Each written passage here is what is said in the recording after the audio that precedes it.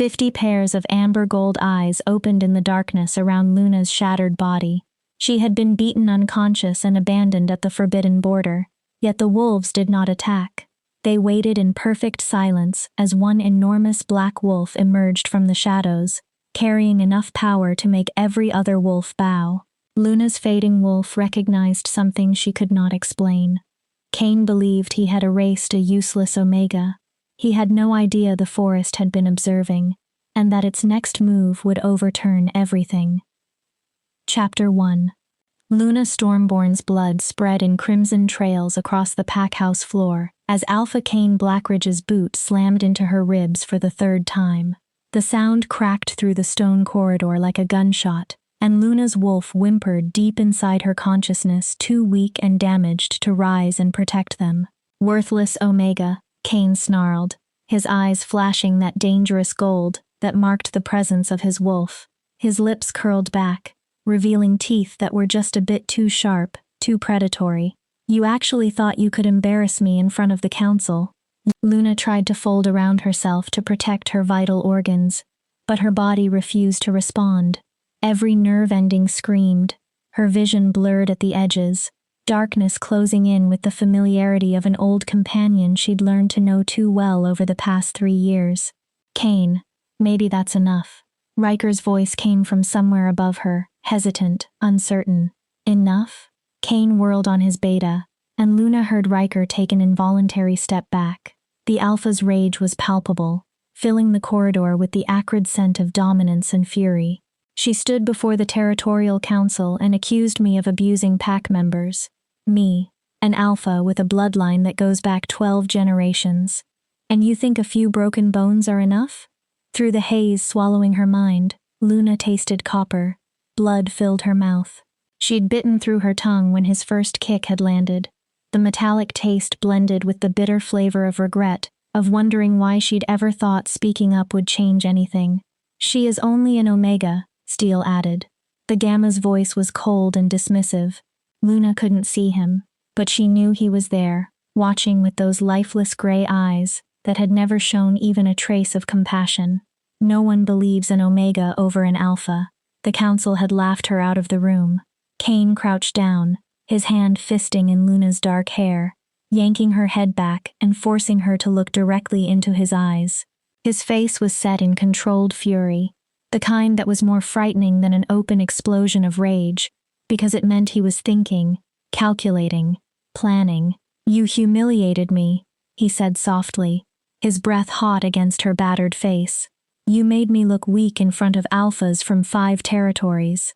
Do you know what happens to wolves who make their alpha look weak, little Omega? Luna wanted to spit at him, wanted to tell him that he needed no help proving his weakness, that any alpha who beat defenseless pack members was the weakest kind of wolf already, but her jaw wouldn't work properly. Something was broken there too. They disappear. Cain answered his own question, his smile widening. And no one asks questions, especially not about Omegas. He released her hair, and her head cracked against the stone floor. White sparks burst across her vision. Riker, Steele, get her out of my sight. Take her to the border. The Forbidden Zone. Luna's wolf twitched weakly at the words. No, not there. The Forbidden Zone was the strip of land across the neutral land between pack territories that belonged to everyone and no one. More importantly, it was where the rogues hunted. Wolves without pack bonds, without the civilization and rules that kept shifters from becoming monsters. Alpha, if we leave her there, Riker began. Then the problem solves itself, Cain replied. Cain stood, dusting imaginary dirt from his designer jeans. It is late. No one saw us bring her here. No one will see you take her out. By morning, when someone notices the Omega is missing, well, he shrugged. Omegas run away all the time. Can't handle pack life. Tragic, really. And if someone asks about the blood, Steele gestured to the crimson trail Luna's broken body had left across the floor. Then we had a rogue breach. I defended the pack. There was a struggle. Cain's voice was bored now, as if they were discussing something as ordinary as the weather. Clean it up after you dispose of her. Every drop. Dispose of her like she was garbage. Like she was nothing. Maybe she was nothing, The thought floated through Luna's fading mind like a ghost. 3 years earlier she had mattered, the daughter of alphas, a wolf destined for greatness. Then the rogues had come, slaughtering her parents, destroying her pack, and breaking something fundamental inside her wolf. When a wolf experiences extreme trauma, sometimes their rank collapses. It's rare, but it happens. One day you're an alpha's daughter with power alive in your blood, and the next you're an omega, the lowest rank in the hierarchy. Powerless, weak, worthless. Kane's pack had taken her in. She'd been grateful at first, even as an omega. Grateful for shelter, for a place to belong, for the pack bonds that kept a wolf's sanity intact. She hadn't realized she was exchanging one nightmare for another. Rough hands grabbed her arms. Luna's scream was silent. She had no air left in her damaged lungs to make sound. They dragged her through the pack house, and she caught glimpses of pack members peeking out from doorways, before quickly shutting their doors. They knew. Everyone always knew, but no one helped an omega. The night air struck her like a slap when they emerged from the pack house. October in the Montana wilderness was unforgiving. Temperatures already dropping below freezing at night. Luna was wearing jeans and a thin tank top. Nothing else. They hadn't even let her grab a jacket before the meeting with Kane. Meeting. A gentle word for what was really an execution. Riker and Steele threw her into the back of Kane's truck, a massive black Ford that the Alpha loved more than most of his pack members. Luna's body hit the truck bed with a thud that sent new agony tearing through every nerve. She tried to curl into a ball to preserve the little warmth her body still produced, but her left arm wouldn't respond. Probably broken or dislocated, the truck roared to life. They drove in silence, and through the rear window, Luna could see Riker's face in the passenger seat. He appeared uneasy, not guilty and not remorseful, just uncomfortable, like this was a distasteful task he wished someone else had been assigned. Steele drove, his expression blank as always. Luna had often wondered if the Gamma felt anything at all, or if his wolf had died inside him years ago, leaving just a shell that walked and talked and followed orders. 20 minutes. That's how long it took to reach the border. Luna knew because she counted each second, clinging to the count to push beyond the pain, past the fear, past the knowledge of what was coming. The truck stopped. Car doors opened and slammed. Then the tailgate dropped, and Riker was pulling her out, his grip careful not to injure her more than required. A small mercy. "I'm sorry," he whispered as he laid her on the frozen ground. "I'm sorry, but I have a mate, pups. If I defy Kane, just go," Luna managed to rasp out. Her voice was barely recognizable, thick with blood and broken things. "Just go." Riker flinched as though she had hit him. Steele walked over, looked down at her with those dead eyes and shook his head. "Should have kept your mouth shut, Omega. This is the world we live in. Remembering your place keeps you alive. Does it?" Luna met his gaze. "Or does it just make you dead?" Inside, for a moment, just a flicker. Something moved behind Steele's gray eyes. Then it was gone, and he was turning away, climbing back into the truck. The engine started. Headlights swept across Luna's broken body one last time, and then the truck was pulling away, taillights fading into the night like dying embers. Silence fell over the forest. Luna lay on the frozen ground at the edge of the forbidden zone, and searched for the reason she'd thought speaking up would matter. Why she'd believed that truth could somehow defeat power. Why she'd been naive enough to think that being right would protect her. Her wolf stirred weakly in her mind. "Mate," she whispered. "Mate is close. Can feel him." Luna's broken laugh came out as a wet cough. Blood spattered the frost-covered leaves beneath her cheek. Yes, she'd felt him too. For months now, ever since Kane's pack had traveled through this territory, she'd sensed her fated mate nearby. The pull of the bond was unmistakable, that electric certainty that told a wolf their fated partner was near. But he'd never revealed himself, never claimed her, never even revealed that he was there. What kind of mate watches his destined one suffer and does nothing? Maybe he doesn't want a broken Omega, Luna thought bitterly. Maybe the moon goddess made a mistake. Her body temperature was already dropping. She could feel it, the merciless cold sliding into her bones, into her blood, into the very core of her being. Hypothermia would claim her within hours, or blood loss, or shock. So many ways to die. Luna's eyes drifted closed. She thought about her parents' strong, noble wolves who'd died protecting their pack. She'd been ashamed of becoming an Omega, of falling so far from the legacy they'd left her. Maybe death was easier than living with that shame. Mate, her wolf insisted weakly. He is here, watching. Let him watch, Luna thought. Let him watch her die and live with that guilt. Maybe it would hurt him. Maybe. A branch snapped in the darkness. Luna's eyes flew open. Her wolf, despite being battered and broken, suddenly flared with desperate awareness. Another branch, then another. The sounds of movement through the underbrush, multiple somethings advancing with purpose. From the tree line, eyes appeared one after another in the dark, not human eyes.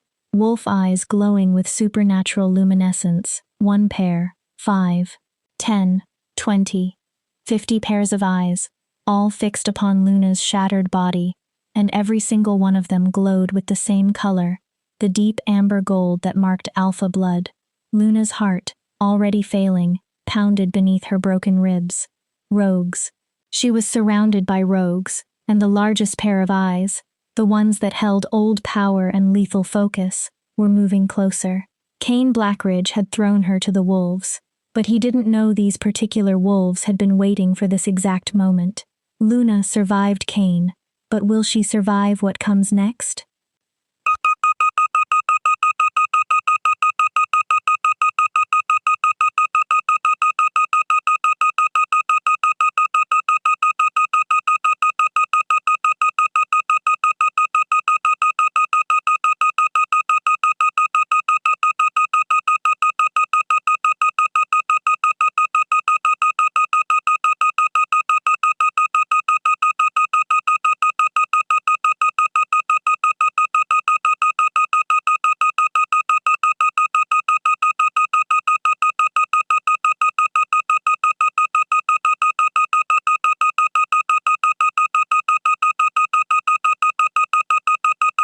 Can't fight, can't run.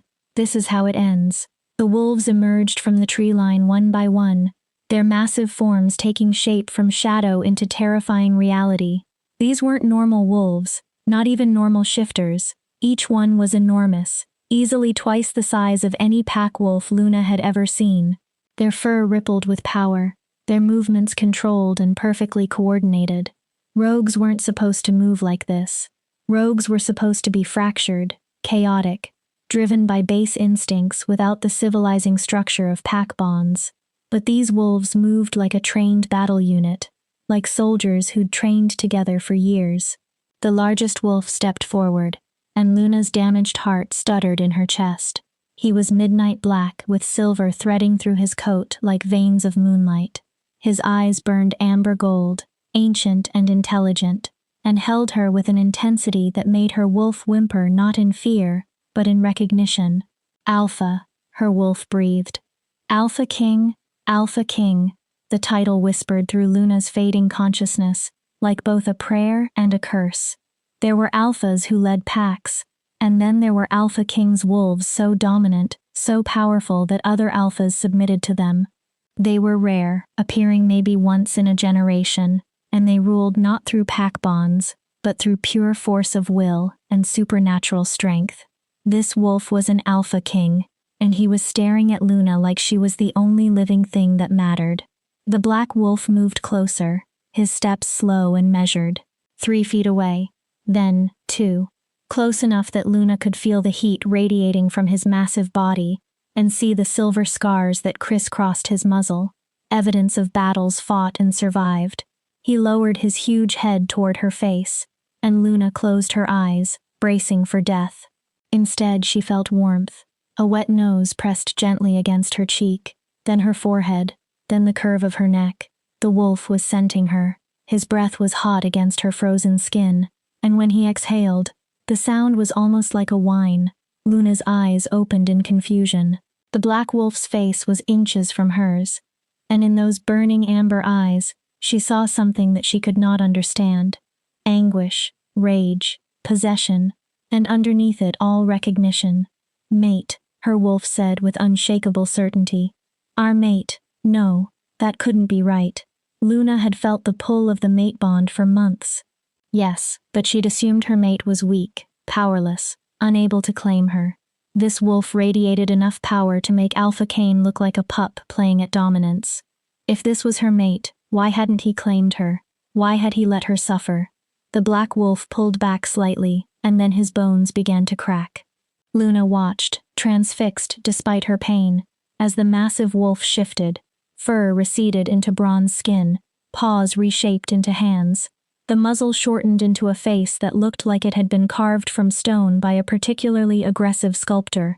The man who stood before her was easily 6.5 feet of solid muscle. Naked shifters always were after transformation, and completely unbothered by the freezing temperature. His hair was black as his wolf, long enough to brush his shoulders with those same silver streaks running through it. His face was all hard angles and sharp edges, a scar running from his left eyebrow to his cheekbone. But it was his eyes that trapped Luna, human now, but still burning with that same amber gold intensity. Mine. He growled, and the word echoed with supernatural command that made every wolf present drop their heads in submission, even unconscious and broken.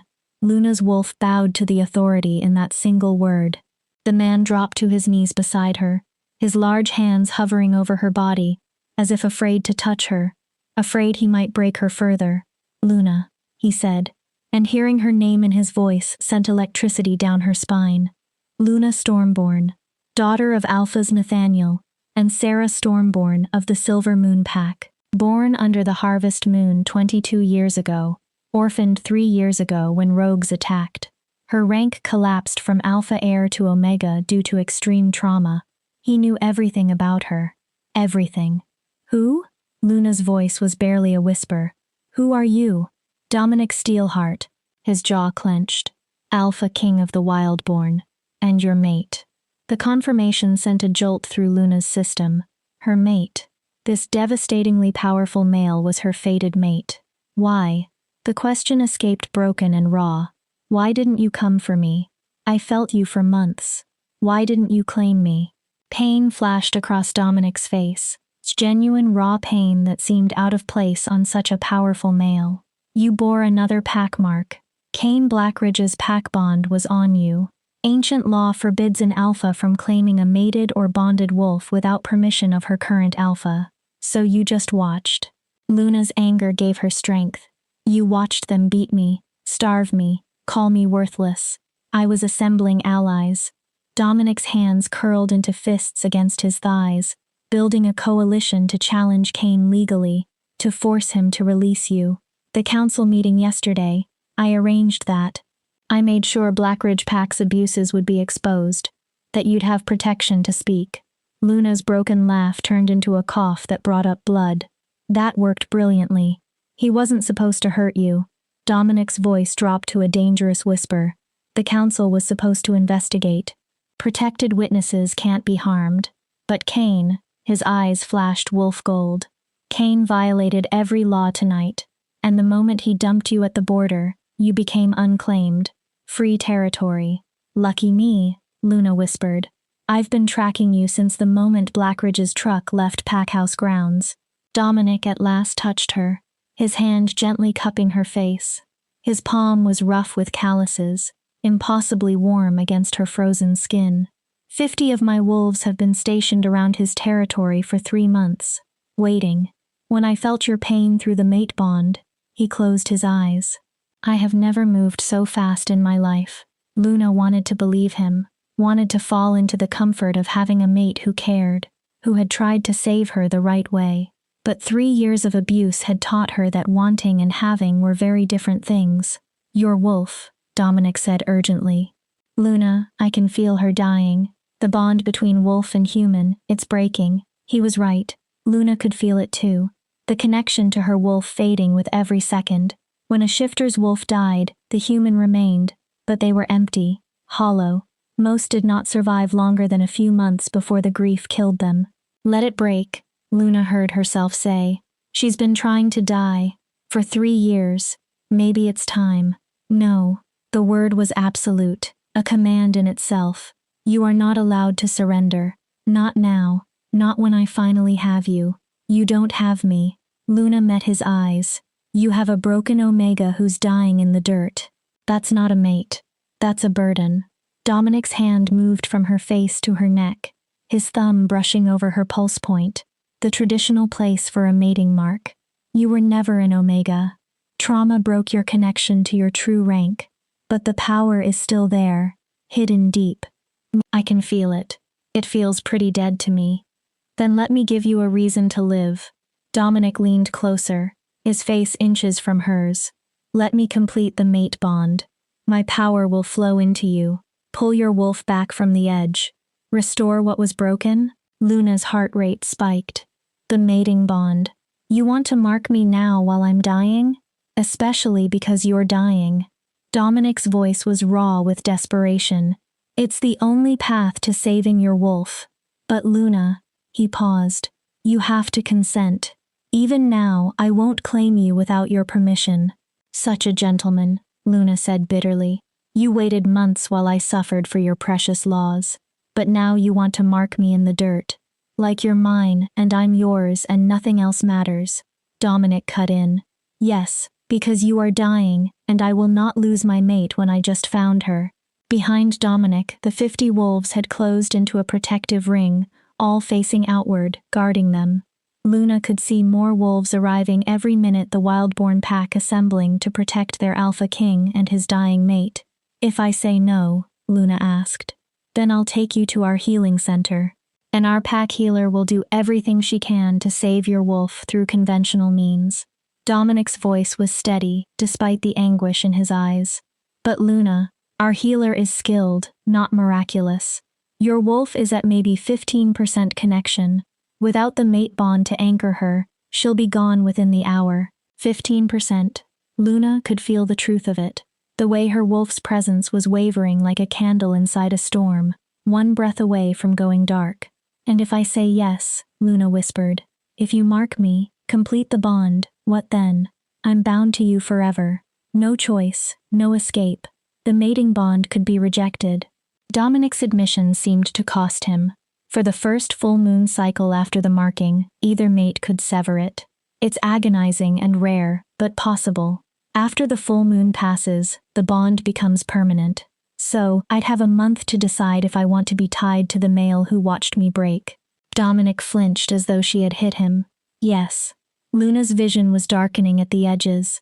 Her heart rate was slowing. She could feel death drawing near like an old acquaintance, quiet and unavoidable.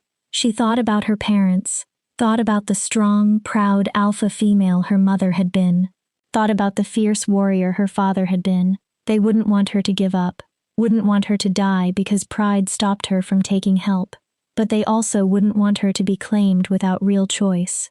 If you mark me, Luna said slowly, and your power saves my wolf, I want your word. Your alpha's oath that you won't use the mate bond to control me, won't command me, won't trap me. You have it, Dominic said immediately. I swear on my alpha blood on the moon goddess herself. I will never use our bond to control you. You will be my equal in all things. Equals, Luna repeated. An Omega and an Alpha King. That's not how pack hierarchy works. Then we'll change how it works. Dominic's hand remained gentle on her neck, his thumb still brushing her pulse point. Luna Stormborn, daughter of Alphas, broken but not destroyed. Will you accept my mark? Will you let me save you? Luna's wolf stirred weakly one last time. Mate, she whispered. Choose mate, choose life. Luna closed her eyes, took a breath that felt like swallowing glass, and said the answer that would alter everything. Yes. Dominic's eyes flashed pure gold, his canines elongated, shifting partially without a full transformation. And then he was lowering his head to her neck, his mouth hovering over the junction where neck met shoulder, the sacred marking spot that every shifter knew. This will hurt, he warned. Everything hurts, Luna replied. Dominic's bite was swift, precise, and absolutely agonizing. His canines pierced her skin, sinking deep into the muscle beneath. Luna's back arched, a scream tearing from her damaged throat as ancient, overwhelming power flooded through the bite wound and into her dying body. It felt as if lightning had struck her, like drowning in fire. Like every nerve ending was being torn apart and woven again with golden thread. Luna's wolf, flickering at 15%, suddenly flared back to life. The connection between human and wolf that had been fraying for 3 years knitted itself together in an instant, stronger than it had ever been. Power sang through Luna's veins, not her power, but Dominic's, flowing through the mate bond, like a river, bursting through a shattered dam. Her broken ribs shifted, began to knit together. The internal bleeding slowed, then stopped. The fracture in her skull sealed. Even the frostbite on her fingers and toes reversed, warmth spreading through her extremities. Dominic released the bite, licking the wound to seal it. When he pulled back, his eyes were pure wolf. No human left in that gaze, just pure alpha dominance and possessive satisfaction. Mine. He growled again. My mate. My female. Mine. Luna couldn't respond.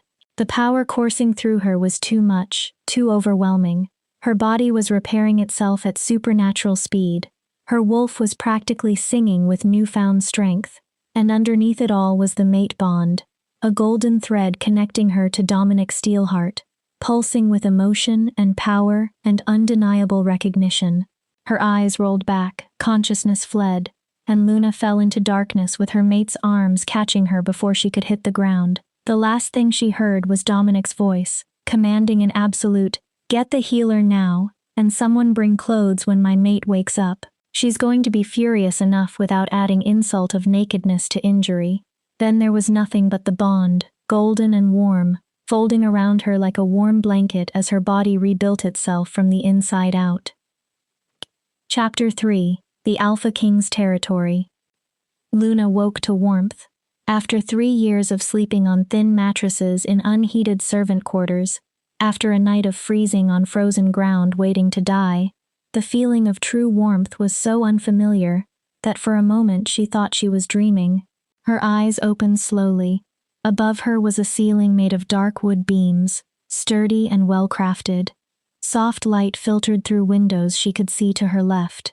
Not the harsh fluorescent lighting of Kane's pack house, but natural sunlight streaming through what looked like genuine curtains. Luna turned her head carefully, testing for pain. Nothing. No stabbing agony in her ribs. No pounding headache from her skull fracture. No burning in her lungs from internal bleeding. She was healed. The memories returned all at once. Kane's beating. The border. The wolves. Dominic Steelheart. The marking. The marking. Luna's hand flew to her neck, fingers finding the raised skin of 2 crescent-shaped scars on the junction of her neck and shoulder. The mating mark. It was real. She'd accepted an Alpha King's claim while dying in the dirt. What have I done? The mate bond vibrated softly in the back of her consciousness, a golden thread stretching from her chest toward the other side of the room. She turned her head right, following the sensation. Dominic Steelheart sat in a chair beside her bed. His eyes were closed, his head tilted back against the wall, dark hair falling across his scarred face. He was wearing jeans and a black thermal shirt now. His powerful frame somehow both relaxed and coiled with restrained force like a predator resting, but ready to explode into violence at the first sign of threat. Even sleeping. He was devastating. Luna hated that she noticed. She sat up slowly, and the blankets fell away from her body. Someone had dressed her in soft flannel pajamas, dark green, with little silver wolves printed on them. The absurdity of it almost made her laugh. Almost. The movement must have disturbed the bond, because Dominic's eyes snapped open instantly. Those amber-old eyes found hers, and Luna felt the bond pulse with his immediate relief, his joy, his possessive satisfaction at seeing her awake. "You're awake." His voice was rough with sleep, deeper than she remembered. "How do you feel?" "Like I was beaten nearly to death, and then claimed by a stranger," Luna said flatly. Dominic's jaw tightened. "Fair enough." Luna swung her legs over the side of the bed, checking how her body responded. Everything worked. No pain, no weakness. She felt stronger than she had felt in 3 years. No, better than she'd felt since before her parents died. "Where am I?" My territory. Wild-born Packlands. This is the main house. My house. Dominic stood and Luna was reminded of just how large he was in the confines of the bedroom. His presence was overwhelming. You're in the guest room. I had our healer, Sage, examine you while you were unconscious. She confirmed the mate bond successfully pulled your wolf back from the edge. Your rank. He paused. Your rank has been restored. Luna's head snapped up. What? You are not an Omega anymore. Dominic moved to the window, leaving her room to breathe. Smart of him. The mate bond with an Alpha King reconnected you to your true power. Sage says your rank has stabilized at Alpha level, possibly higher, but we will not know for certain until you shift. Luna's wolf stirred inside her consciousness, and for the first time in 3 years, she felt its actual power. Not the weak submissive energy of an Omega, but something fierce and strong and wild. I don't understand, Luna whispered. Rank collapse is permanent. Everyone knows that. Everyone's wrong. Dominic turned back to face her. Rank collapse happens when a wolf experiences trauma so severe that their connection to their power breaks. But the power itself doesn't disappear. It is only buried, inaccessible. The right catalyst can restore it. And you're the catalyst. The mate bond is the catalyst. Dominic's expression was carefully neutral. My alpha power flowing through the bond gave your wolf the strength to reconnect with your buried power. It would have worked with any strong alpha mate. I just happened to be particularly powerful. Particularly powerful. That was like calling the ocean particularly wet. Luna stood and tested her legs. They were solid and strong. She walked to the mirror hanging on the opposite wall and stared at her reflection. Same dark hair, same gray eyes, same face. But there was something different now. A light in her eyes that hadn't been there before. A strength in her posture. And on her neck, 2 perfect crescent scars that marked her as claimed. How long was I unconscious? 14 hours. It's almost noon. Dominic remained by the window, keeping a careful distance. Your body needed time to process the healing, the rank restoration, and the bond formation all at once. Sage said you'd sleep as long as you needed. 14 hours. Luna turned to face him. And you sat there the entire time. Yes. Why? Dominic's eyes flashed gold. Because you're my mate, and you nearly died. Because I've waited months to have you here, safe. And I wasn't about to let you out of my sight. I'm not going anywhere, Luna said. Where would I go? Back to Cain, to a pack that dumped me in the forest to die. She laughed bitterly. No, I'm trapped here. With you. Bound by a mark I accepted because the alternative was death. You have a choice. Dominic's voice was tight with control. I told you the bond can be rejected within the first full moon cycle. That gives you 28 days to decide if you want to keep me as your mate. And if I reject you, then the bond severs. It will be agonizing for both of us, like ripping out a piece of your soul. But it's survivable. Dominic's hands curled into fists at his sides. And you'll be free. I'll grant you sanctuary in my territory as long as you want it. With no expectations, no obligations. Luna studied him, the tension in his shoulders, the careful way he was breathing, the distance he maintained between them.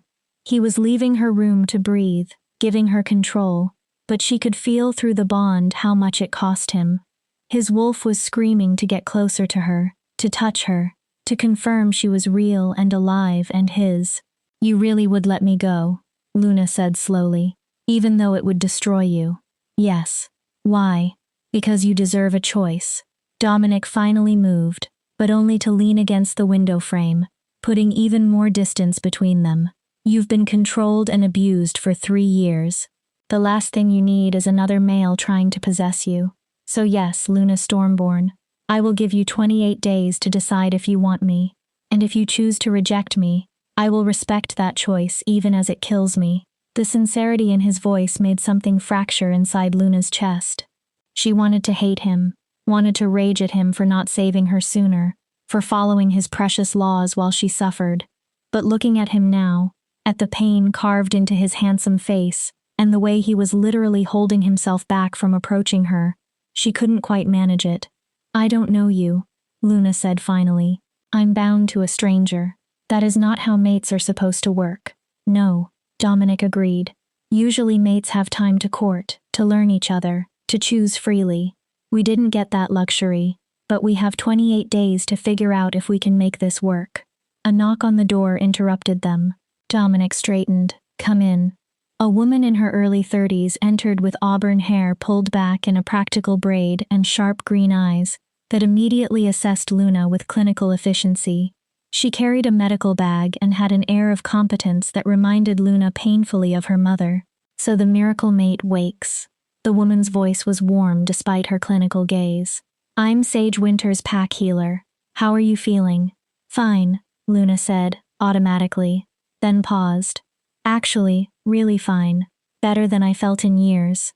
That would be the Alpha King's blood magic working through your system. Sage set her bag on the bed and pulled out a stethoscope. May I examine you, just to confirm everything healed properly? Luna nodded, and Sage went through a brief but careful examination, checking her heartbeat, her breathing, her reflexes. She pressed carefully along Luna's ribs where the breaks had been. Remarkable, Sage murmured. Complete healing, no scar tissue, no residual damage. The mate bond did its job. She stepped back. You're healthy, probably healthier than you have been in 3 years. My wolf, Luna said hesitantly. It feels different. Because you are not an Omega anymore. Sage smiled. Your true rank has reasserted itself. I'd estimate your Alpha class now. Possibly Beta class at minimum. You won't know for certain until you shift and test your abilities. Alpha class. The words still didn't feel real. There's something else, Sage continued, glancing at Dominic. The mate bond is unusually strong. Stronger than I've seen in my 20 years as a healer. That's because of Dominic's bloodline. Alpha Kings form more intense bonds than regular alphas. You'll be able to sense his emotions, his location, his physical state, and he'll sense yours. Luna's stomach dropped. He can feel what I am feeling right now? Right. The emotional connection strengthens over time, Dominic said quickly. Right now I can only sense your general state. Fear, anger, pain. I can't read your thoughts or your specific feelings. That's invasive enough. Luna wrapped her arms around herself. It works both ways, Sage pointed out. You can sense him too. The bond doesn't favor one mate over the other. It's equal. Equal. Dominic had used that word last night too. Luna tested it, focusing on the golden line binding her to Dominic. She could feel guilt. Deep, churning guilt. And underneath it, a fierce protective instinct, and something that felt like hope wrapped in desperation. He really did feel guilty. Really was trying to give her control. I'll leave you two alone, Sage said, picking up her bag. Luna, when you are ready, there are clothes in the closet. Dominic had pack members bring several options in your size. She headed for the door, then paused. Oh, and Luna, welcome to Wildborn Pack. We're glad you survived. The door closed behind her, leaving Luna alone with Dominic again. Clothes in my size? Luna said. You knew my size? I've been watching over you for months, Dominic admitted. I know your size, your favorite foods, the way you take your coffee. I know you volunteer at the Wildlife Rehabilitation Center every Tuesday.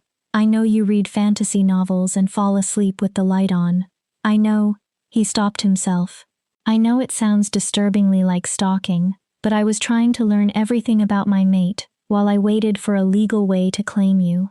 It should have been creepy, should have felt like a violation, but somehow knowing that he'd cared enough to learn those details, to watch over her even when he couldn't act. That is still creepy, Luna said, but there was less heat in her voice. I know. Dominic pushed off from the window. I'm going to give you space. Get dressed. Explore the house if you want. There are pack members around who can answer questions. I need to... He hesitated. I need to deal with Kane Blackridge. Luna's blood chilled.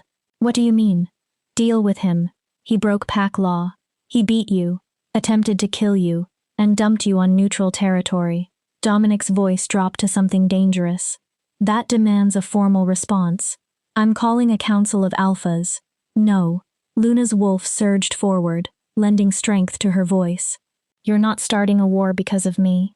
This isn't a war. It's justice. Dominic's eyes flashed gold. Kane cannot be allowed to. I will not accept more violence. Luna's shout surprised them both. I don't want you fighting my battles. I don't want to be the reason wolves die. Dominic stared at her for a long moment. Then slowly, he nodded. Okay. No council. Not yet. But Luna, Cain cannot go unpunished. Then I will be the one to punish him, Luna heard herself say. When I'm ready. When I'm strong enough. But not like this. Not with you storming in as though I were still a helpless Omega who needs rescuing. Something that might have been pride flickered across Dominic's face. You're not helpless. You never were. No. Luna agreed. I wasn't. I was just surviving. But I'm done surviving. I want to start living. Then live. Dominic moved toward the door. This is your home now. For as long as you want it. No cages, no commands. Just live. He left, closing the door softly behind him. Luna stood alone in the beautiful bedroom, wearing pajamas printed with wolves, marked by an alpha king, and restored to the power she'd thought lost forever. For the first time in 3 years, she felt the first stirring of what might have been hope. Her wolf purred in agreement. Mate is good. Mate kept us alive. Maybe we give him a chance. Maybe, Luna thought. But she'd spent 3 years learning that hope could be dangerous, that trust was earned, and that power could be just another word for control. She had 28 days to figure out which kind of male Dominic Steelheart really was. She intended to use every single one of them. Chapter 4. The Wild Born. Luna waited until she could no longer hear Dominic's footsteps before moving to the closet. She needed to see what he considered options in her size. The closet was a walk-in, larger than her entire servant quarters at Cain's pack house had been, and it was full, not just a few emergency outfits, but an entire wardrobe, jeans in several washes and styles, soft sweaters in jewel tones, practical hiking boots and comfortable sneakers. Even Luna felt her cheeks heat. There were underwear and bras, all still in their packaging, all the correct size. He really had been paying attention. Luna selected dark jeans, a forest green sweater, and sturdy boots. The clothes fit perfectly, and the fabric was high quality, nothing like the threadbare hand-me-down she'd worn for the past 3 years. She caught sight of herself in the tall mirror and hardly recognized the woman staring back. She looked healthy, strong, her skin had color again, her eyes were bright, and the way she held herself was different. Not the hunched, defensive posture of someone expecting a blow at any moment, but a posture straighter and prouder. This is who I was supposed to be, Luna thought. Before Cain, before the rogues, before everything broke, her wolf stirred with satisfaction. This is who we are. Alpha blood. Strong blood. Never forget. Luna touched the mating mark on her neck one more time, then pulled her hair forward to cover it. She wasn't ready for everyone to see that yet. Wasn't ready for the questions or the implications. She left the bedroom and found herself in a hallway lined with more dark wood and soft lighting. The house smelled like pine and wood smoke and something else pack. Multiple wolves living together, their scents layered and intermingled. But unlike Cain's pack house, where the scent had been aggressive and territorial, this carried the scent of family. Luna followed the hallway to a large staircase that led down to what appeared to be a great room. Massive windows looked out onto dense forest. A stone fireplace dominated one wall, and comfortable furniture was arranged in a way that invited gathering and conversation. 3 wolves looked up as Luna descended the stairs. The first was a woman in her 50s with silver-streaked blonde hair and laugh lines around her blue eyes. She wore an apron and had flour on her hands, suggesting she'd been baking. The second was a young man, perhaps 25, with red hair and freckles that made him look younger. He was sprawled across a couch with a tablet in his hands. The third was an older man, probably 60, with a gray beard and the kind of solid, weathered look that spoke of decades spent outdoors. All 3 stopped what they were doing and stared at Luna with different shades of curiosity and something that looked like awe. Well, the older woman said, wiping her hands on her apron and smiling warmly. You must be Luna. I'm Meredith Steelheart, Dominic's mother. Luna's feet froze on the bottom step. His mother? That would be me. Meredith's smile widened. Don't look so terrified, dear. I don't bite much. She gestured to the others. This is Finn. The red-haired young man raised a hand in greeting. And that grumpy-looking fellow is Thomas, our head tracker. Not grumpy, Thomas rumbled. Realistic. There's a difference. Nice to meet you, Luna said, her voice coming out steadier than she felt. I'm Luna Stormborn, formerly of Silver Moon Pack, currently marked by our Alpha King and causing the entire pack to talk. Finn grinned. We know. The whole pack knows. It's all anyone's been talking about since Dominic came back carrying you like some kind of romance novel hero. Finn, Meredith said warningly. What? It's true. Finn sat up. 50 warriors stationed around Blackridge territory for months, all waiting for Dominic's mate to become available. Then, boom, dramatic rescue, mate marking in the field, restoration of her true rank. It's epic. Luna felt her face heating. Epic isn't the word I'd use. What word would you use? Finn asked, with genuine curiosity. Overwhelming, confusing, terrifying. Luna moved into the room properly. I went from dying to mated to an Alpha King in about 12 hours. I'm still processing. Meredith's expression softened with sympathy. Of course you are, dear. Would you like some tea or coffee? I was just making breakfast. Well, lunch now, I suppose.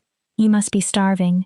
Luna's stomach chose that moment to growl loudly. She couldn't remember the last time she'd eaten. Food would be good. Thank you. Come to the kitchen. Meredith headed toward a doorway. The rest of you, give the girl some breathing room. She doesn't need an audience. But Finn and Thomas followed anyway, and Luna found herself in a huge kitchen that smelled like fresh bread and cinnamon. Meredith moved with practiced efficiency, setting out plates and pulling containers from the refrigerator. Sit, she commanded, pointing to a stool at the kitchen island. Luna sat. Meredith placed a plate in front of her, loaded with scrambled eggs, bacon, toast, and fresh fruit. Real food, not the scraps she'd been allowed at Kane's pack. Eat, Meredith ordered. Sage said you would need extra calories after the healing. Luna didn't need to be told twice. She started eating, and the first bite of real, well-prepared food almost pulled a sound of pleasure from her. Everything tasted incredible, rich and flavorful and abundant. So, Finn said, perching on a stool across from her, what's it like being mated to an Alpha King? Is he as broody at home as he is in public? Does he do that thing where he stares into the distance and looks tragic? Finn, Thomas warned. I'm just asking. She's going to be our Alpha Queen. We should get to know her. Alpha Queen. The title made Luna's hand freeze halfway to her mouth. I'm not. I haven't decided. The bond can still be rejected. Silence settled over the kitchen. You're thinking about rejecting him? Meredith's voice was carefully neutral. Luna set down her fork. I'm thinking about everything. I barely know him. He watched me suffer for months because of pack laws. Now I'm marked and bonded and expected to just accept it. Fair point, Thomas said gruffly. Law says you've got 28 days to decide. That is your right. But you should know, Finn added, his usual humor gone. Dominic's been half crazy for months. Ever since he realized you were his mate, he tried everything. Legal challenges, political pressure, coalition building. He was trying to free you the right way. Doing it the right way, Luna repeated. While I was beaten, starved, worked until I collapsed. Doing it the right way was watching that happen. No, Dominic's voice came from the doorway. Luna's head snapped up to find him leaning against the frame, arms crossed. His expression was unreadable. Doing it the right way would have been storming Blackridge's territory the moment I knew you were my mate, slaughtering anyone who stood between us and taking you. That's what my wolf wanted to do. That's what every instinct I have was screaming for. He pushed off from the doorframe and entered the kitchen, his presence instantly filling the room. But that would have started a war. Blackridge has alliances with 5 other packs. If I'd attacked without legal justification, we'd have been fighting on multiple fronts. Wildborn is strong, but we're only 300 wolves.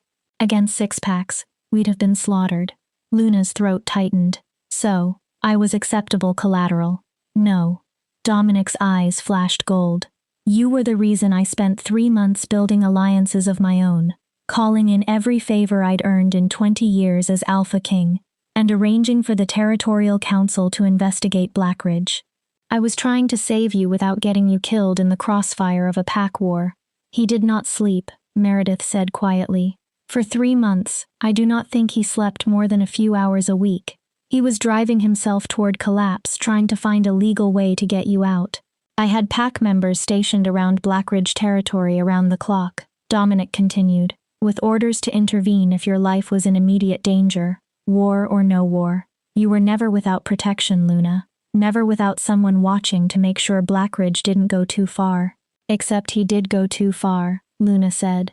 He beat me nearly to death, and the moment he dumped you at the border, making you legally unclaimed, I claimed you. Dominic's voice was rough. I know it wasn't fast enough. I know you suffered. I will regret that for the rest of my life, but I was doing the best I could with the options I had. Luna stared at the dark circles under his eyes that she hadn't noticed before, at the tension carved into his shoulders, at the guilt that was pouring through the mate bond. You really thought you could save me legally? She said slowly. I tried. Dominic's hands curled into fists. I failed and you suffered because I failed. The kitchen was silent except for the ticking of a wall clock. Luna felt the pressure of every gaze on her, Meredith's sympathy, Finn's hope, Thomas's assessment, and Dominic's desperate need for her to understand. Show me, Luna said finally. Dominic's brow furrowed. Show you what? Your territory, your pack. You want me to decide if I can accept this bond? Then show me what I'd be accepting. Luna stood. Show me the Wildborn. Something that might have been relief flickered across Dominic's face. Okay. Yes, I can do that. And Dominic, Luna met his eyes. No more guarding me from the shadows. No more protecting me from a distance. If I'm going to be here, I want honesty. Complete honesty. Deal. Deal. Dominic extended his hand. Luna hesitated for only a moment before taking it. The moment their skin touched, the mate bond ignited between them, warm and electric and undeniable. Dominic's fingers tightened around hers, and Luna saw his eyes flash gold before he controlled himself. Let's start with the pack center, he said, his voice rough. You should meet some of the wolves who've been dying to meet you. Dying to meet the Omega who turned out to be an alpha. Luna's voice was dry. Dying to meet the female strong enough to survive Cain Blackridge and still come out fighting. Dominic pulled her gently toward the door. There's a difference. As they left the kitchen, Luna heard Meredith whisper to Finn and Thomas. 28 days. I give them 28 days before she falls completely in love with him. 28 days? Finn objected. I give her a week. You're both wrong, Thomas rumbled. She already loves him, she just doesn't know it yet. Luna pretended not to hear them, but her wolf purred in agreement. Maybe, Luna thought. Maybe. Dominic led Luna through the pack territory on foot. The November air was crisp and cold, but Luna found she barely felt it. Her restored alpha blood kept her warm in a way that Omega physiology never had. Wildborn territory covers nearly 50 square miles, Dominic explained as they walked down a well-maintained dirt road. We're one of the larger packs in Montana, but we keep to ourselves mostly. We don't participate much in pack politics. Why not? Luna asked. Because most pack politics are nonsense, Dominic said bluntly. Alpha's posturing, arguing over territory boundaries that shift every few years anyway, forming alliances that dissolve the moment it's convenient. The Territorial Council is supposed to maintain order, but mostly they protect powerful alphas like Blackridge and ignore abuses against lower-ranked wolves like Omegas, Luna said. Like Omegas. Dominic agreed. The pack hierarchy system is broken. It's built upon the outdated belief that some wolves are inherently worth more than others. I don't subscribe to that philosophy. They crested a hill, and Luna stopped. Below them was a valley dotted with buildings. Not the massive, intimidating pack structure she was used to, but something different. Individual homes, each with their own space and yards. A central building that looked like a community center. What appeared to be a school, even a small medical clinic. It looks like a town, Luna said, surprised. It is a town, Dominic gestured to the valley. Wildborn doesn't operate like traditional packs. We don't force everyone to live in a single pack house under the Alpha's roof. Wolves have their own homes, their own space. We come together for pack business, for celebrations, for defense. But otherwise people live their lives. That's not how packs usually work.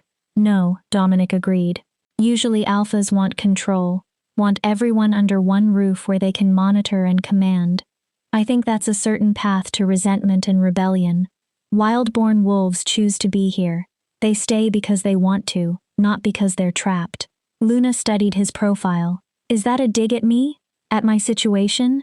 No. Dominic turned to face her. It's a promise. You're not trapped here, Luna. You're free to leave whenever you want. The mark on your neck doesn't change that. But the bond means I'll always be able to feel if you're in danger.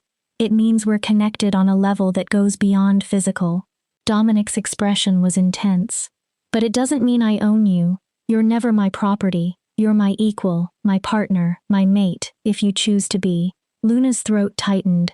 You really mean that? I really mean that. A howl echoed from the valley below. A greeting howl, curious and welcoming. Dominic's head tilted, listening. They know you're here, he said. They want to meet you. Luna's stomach tightened with anxiety. What if they don't like me? What if they think I'm not good enough for their alpha king? Then they can answer to me. Dominic's voice held still. But Luna, they're going to love you. Want to know why? Why? Because you survived.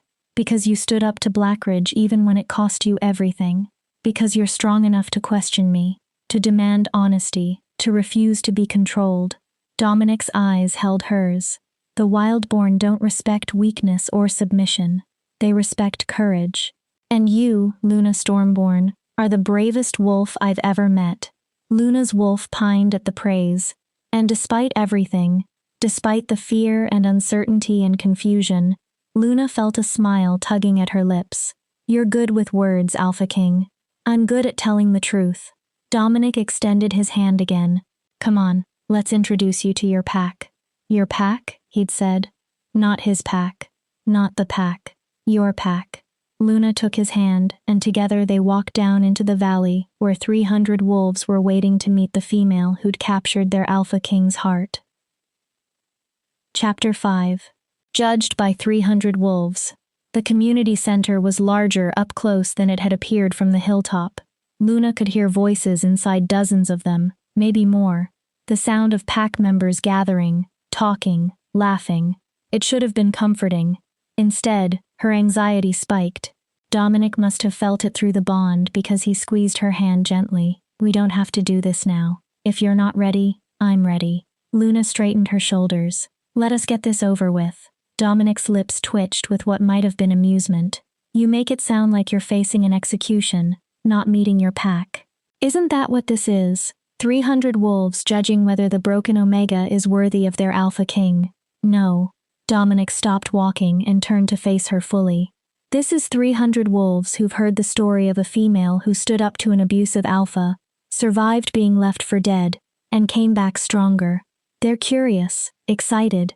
Some are probably nervous, wondering if you'll be the kind of Luna who actually cares about them, or just another power-hungry alpha female, using her position to lord over lower ranks. Luna blinked. I never thought about it like that. Most wolves don't think about what it's like for the pack when a new alpha or Luna arrives. They're too focused on their own anxiety.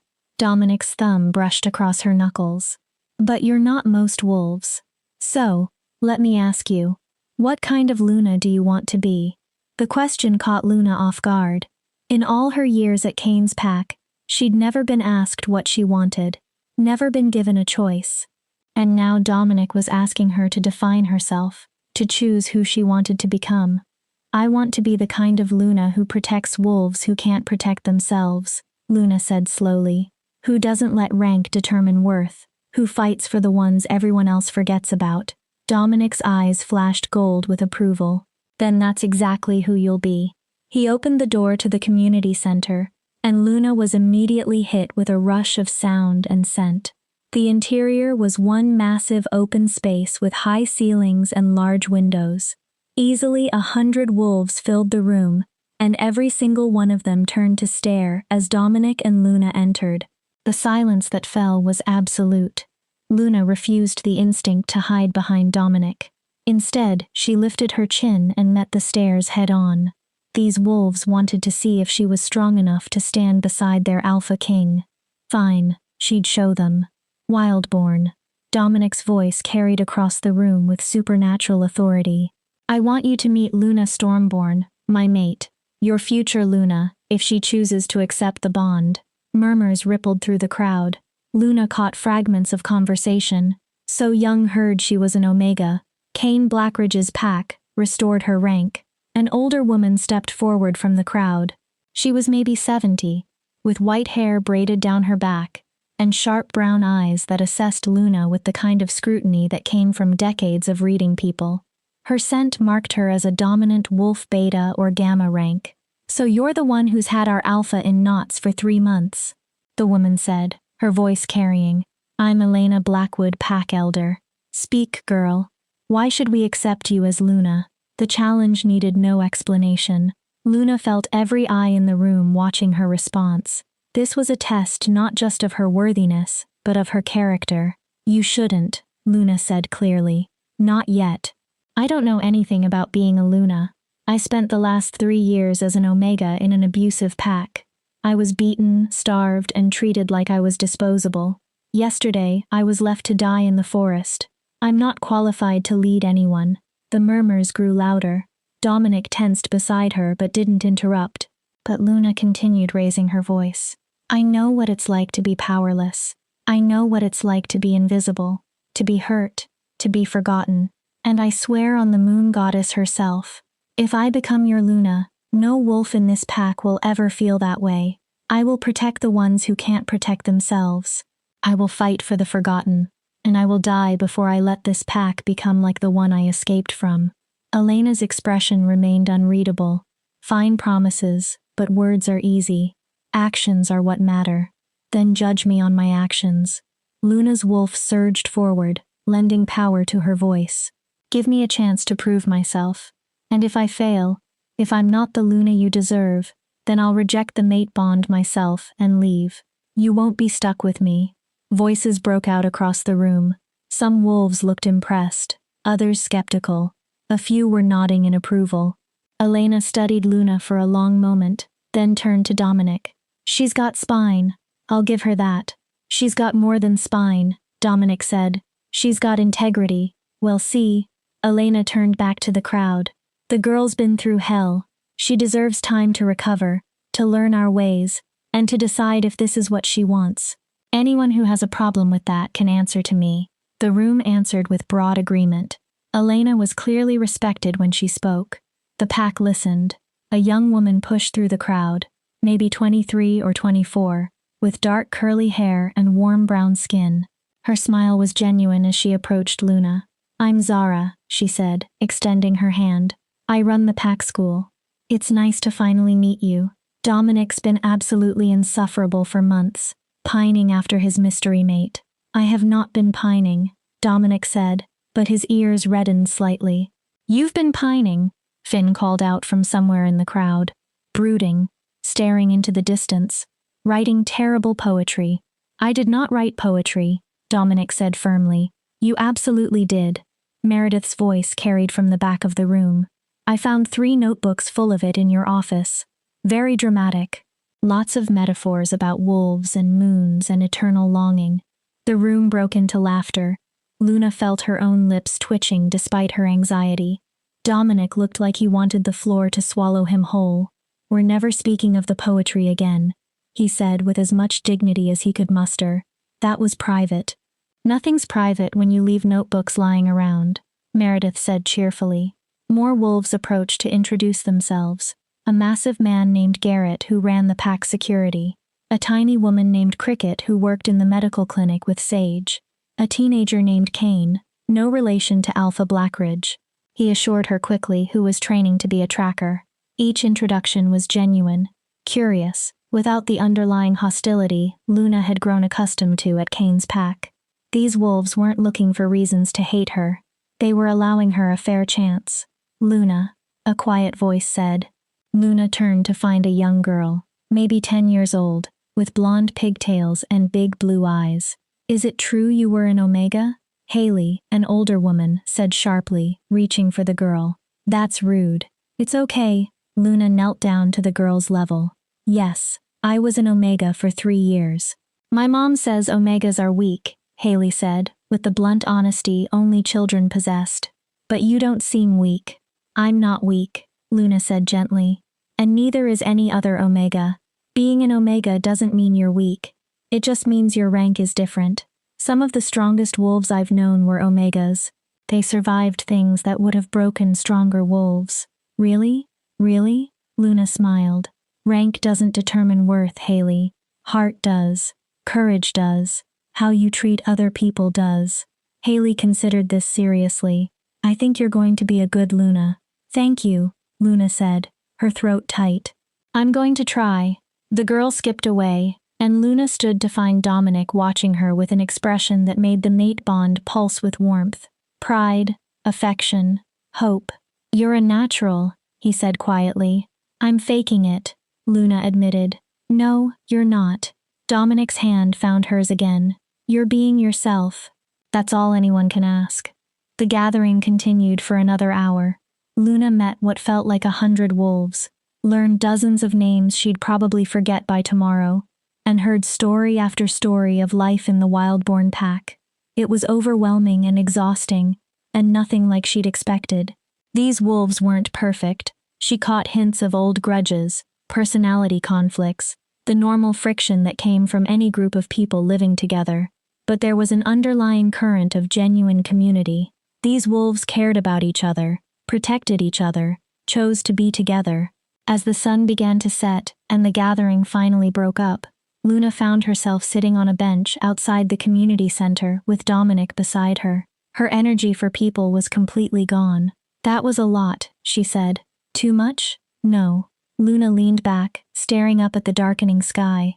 It was good. Different. Your pack is not what I expected. What did you expect? I don't know. Something more like Cain's pack, I guess. Rigid hierarchy. Everyone afraid of everyone else. Dominance displays and posturing. We have hierarchy, Dominic said. But it's based on respect and ability, not fear. And dominance displays are for insecure alphas who need to constantly prove they're in charge. And you're not insecure. Dominic's laugh was low and genuine. I'm the alpha king of a 300 wolf pack. I've held this territory for 15 years without a single successful challenge. My wolves follow me because they choose to, not because they're afraid of me. I don't need dominance displays. Luna turned to look at him in the fading light. His profile was striking all sharp angles and hard lines, but there was something almost peaceful about his expression. Why wild-born born? She asked. Why do you call yourselves that? Because we are wild. Born to run free, to hunt, to live by our own rules. Dominic met her eyes. Traditional packs try to tame that wildness, to force wolves into rigid roles and hierarchies. But we believe wolves are strongest when they're allowed to be what they are. Wild-born, free, and fierce. And what am I? Luna asked quietly. Am I wild, free, or am I just another broken wolf you had to save? You're the wildest wolf I've ever met, Dominic said with unshakable certainty. You survived 3 years of abuse that would have destroyed most wolves. You stood up to an alpha twice your size, when you had nothing to gain and everything to lose. You looked death in the face, and chose to fight instead of surrender. His hand covered hers. Luna, you're not broken. You're a survivor. There's a difference. Luna felt tears prickling at her eyes. She'd spent 3 years being told she was worthless, weak, pathetic. Hearing Dominic say the opposite and meaning it, she could feel his sincerity through the bond was almost overwhelming. I don't know if I can do this, she whispered. Be your Luna. Lead your pack. Be worthy of you. You already are worthy. Dominic's voice was fierce. And you don't have to decide anything tonight. You have 28 days. Remember, use them. Get to know the pack. Figure out who you want to be. And at the end, whatever you decide, I'll respect it. Even if I choose to reject you, even then, Dominic's jaw tightened. Though I'll spend every one of those 28 days trying to convince you not to. Despite everything, Luna laughed. That's fair. They sat in easy silence as the stars began to appear overhead. For the first time in 3 years, Luna felt something that might have been peace. Not happiness yet. That would take time. But peace, safety, the promise of a future that didn't involve pain and fear. Her wolf purred contentedly. Home, she said simply. This feels like home. Maybe, Luna thought. Maybe it could be. Come on, Dominic said, standing and offering his hand. Let's get you back to the house. You've had a long day. Luna took his hand and let him pull her to her feet. As they walked back through the darkening valley, surrounded by the sounds and scents of pack, Luna felt the mate bond humming between them, warm and steady and full of potential. 28 days. She had 28 days to decide if she could build a life here. 28 days to figure out if the Alpha King who'd saved her life could also be trusted with her heart. It was terrifying. It was overwhelming. But for the first time in 3 years, Luna was actually waiting for tomorrow with hope. Chapter 6. The Second Chance. Luna woke on her 3rd day in Wildborn territory to the smell of coffee and the sound of voices downstairs. She stretched, testing her body for any lingering soreness from the beating. Nothing, just healthy muscle and bone, fully restored. The past 2 days had been a blur of meeting pack members, learning the territory, and trying to understand the fact that she was mated to an Alpha King. Dominic had been true to his word, leaving her room to breathe, answering her questions honestly, never pushing for more than she was ready to give. It should have made things easier. Instead, it made her more confused. Luna, dressed quickly in jeans and a burgundy sweater, pulled her hair back into a ponytail and headed downstairs. The voices grew louder as she approached the kitchen. Dominic's deep rumble, Meredith's warm tones, and a third voice she didn't recognize. Male, smooth, with an accent she couldn't quite place. She pushed open the kitchen door and froze. Dominic sat at the island with coffee in hand, but her attention was immediately drawn to the man standing across from him.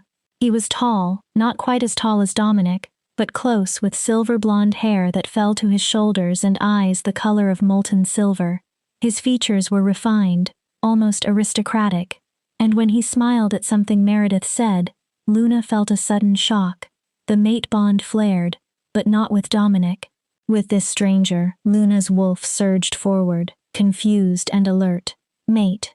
But we already have mate. What is this? The silver-haired man's head snapped toward the doorway. His eyes locked onto Luna's, and she watched them widen with recognition, and the same shock she was feeling. Oh, he said softly. Oh no. Dominic was on his feet instantly, moving between Luna and the stranger. Luna, this is Damon Silvercrest, my beta. He just returned from a diplomatic mission to the Northern Territories. My beta, Luna repeated, unable to tear her eyes away from Damon. Why do I feel the mate pull? Damon's voice was tight. You feel it too. Goddess above. Dominic. I am so sorry. Dominic's entire body went rigid. What are you talking about? She is my second chance mate. Damon took a step back, hands raised as if to show he wasn't a threat. The moon goddess is offering Luna a choice. The kitchen went utterly silent. Meredith's hand flew to her mouth. Dominic looked like he'd been struck. That's impossible, Dominic said, his voice dangerously quiet. Luna is my fated mate. I marked her. We're bonded. And you marked her without her full consent, Damon said gently. She was dying. She had no real choice. The goddess knows this. He looked at Luna with something that might have been sadness. A second chance mate is rare, but it happens when a fated mate fails their destined one in some fundamental way. The goddess grants her mercy through a second option, a chance to choose freely. The ground seemed to tilt beneath her. I don't understand. I already have a mate. You have 2 potential mates, Damon corrected. Dominic is your fated mate, the one the goddess chose for you. I'm your second chance mate, the one the goddess is offering as an alternative. You can accept Dominic's bond and reject me, or you can reject Dominic's bond and accept mine. But you can't have both. Dominic's hands had curled into fists. Luna could feel his emotions through the bond. fury, betrayal, and underneath it all, bone-deep terror that he was about to lose her. "This is insane," Luna whispered. "This can't be real." "It's real." Damon's silver eyes were sympathetic. "I know it's overwhelming, but the goddess doesn't grant second-chance mates lightly. She only does it when—" He hesitated. "When what?" Dominic's voice was sharp. "When the fated mate has failed their destined one so completely that they deserve a second option." Damon met Dominic's eyes. "Brother, I love you. You are my alpha, my friend, my family. But you let Luna suffer for 3 months. You followed laws and protocols while your mate was beaten and broken. The goddess is giving her a choice. The male who failed her, or a male who has not." "That's not fair," Meredith said sharply. "Dominic did everything he could." "Did he?" Damon's voice was quiet but firm. He could have stormed Blackridge's territory the moment he recognized Luna as his mate. He could have started a war if necessary. He chose law over love. And now the goddess is giving Luna the choice he should have given her from the beginning. Dominic looked like he wanted to rip Damon's throat out. His eyes were full gold, his wolf pressing against his skin. "You're my beta, my second. And you are saying you want to take my mate? I am saying it is not my decision." Damon's gaze returned to Luna. "It's hers, and whatever she chooses, I'll respect it, even if she chooses you." Luna's head was spinning. 2 mates, 2 bonds, 2 paths stretching before her. One with the powerful, complex alpha king who'd saved her life but let her suffer. One with the calm, steady beta who was offering her something Dominic never had. A choice made freely without death hanging over her head. "I need air," Luna gasped. "I need air. I cannot." She turned and fled from the kitchen, her wolf howling in confusion. Behind her, she heard Dominic start to follow, but Meredith's voice stopped him. "Let her go. She needs space to process this." Luna ran through the house and out the front door, her feet carrying her toward the forest without conscious thought. She needed trees, needed space, needed to breathe and think and figure out what the hell was happening. She was maybe 50 yards into the forest when she heard footsteps behind her. Not Dominic, she would have felt him through the bond. Someone else. Luna spun to find Damon emerging from the trees, hands in his pockets, moving slowly and non-threateningly. "I'm sorry," he said. "I know the last thing you want is another male following you, but I thought you might have questions." "Questions?" Luna's laugh was slightly hysterical. "I have about 1,000 questions, starting with why the moon goddess would do this to me. I was finally starting to figure things out with Dominic. And now," she broke off, "now you have a choice no one should have to make." Damon leaned against a tree, keeping a respectful distance. "I know it's cruel in a way, but the goddess doesn't make mistakes." Luna studied him. He was handsome, maybe more conventionally attractive than Dominic with his refined features and silver hair. But there was something different about him, something calmer, more measured. Where Dominic burned with intensity, Damon moved with the calm steadiness of water. "Tell me about yourself," Luna said. "If I'm supposed to choose between you and Dominic, I should at least know who you are." Damon's smile was sad. "Fair enough. I'm 32 years old. I've been Dominic's beta for 10 years. Before that, I was a rogue.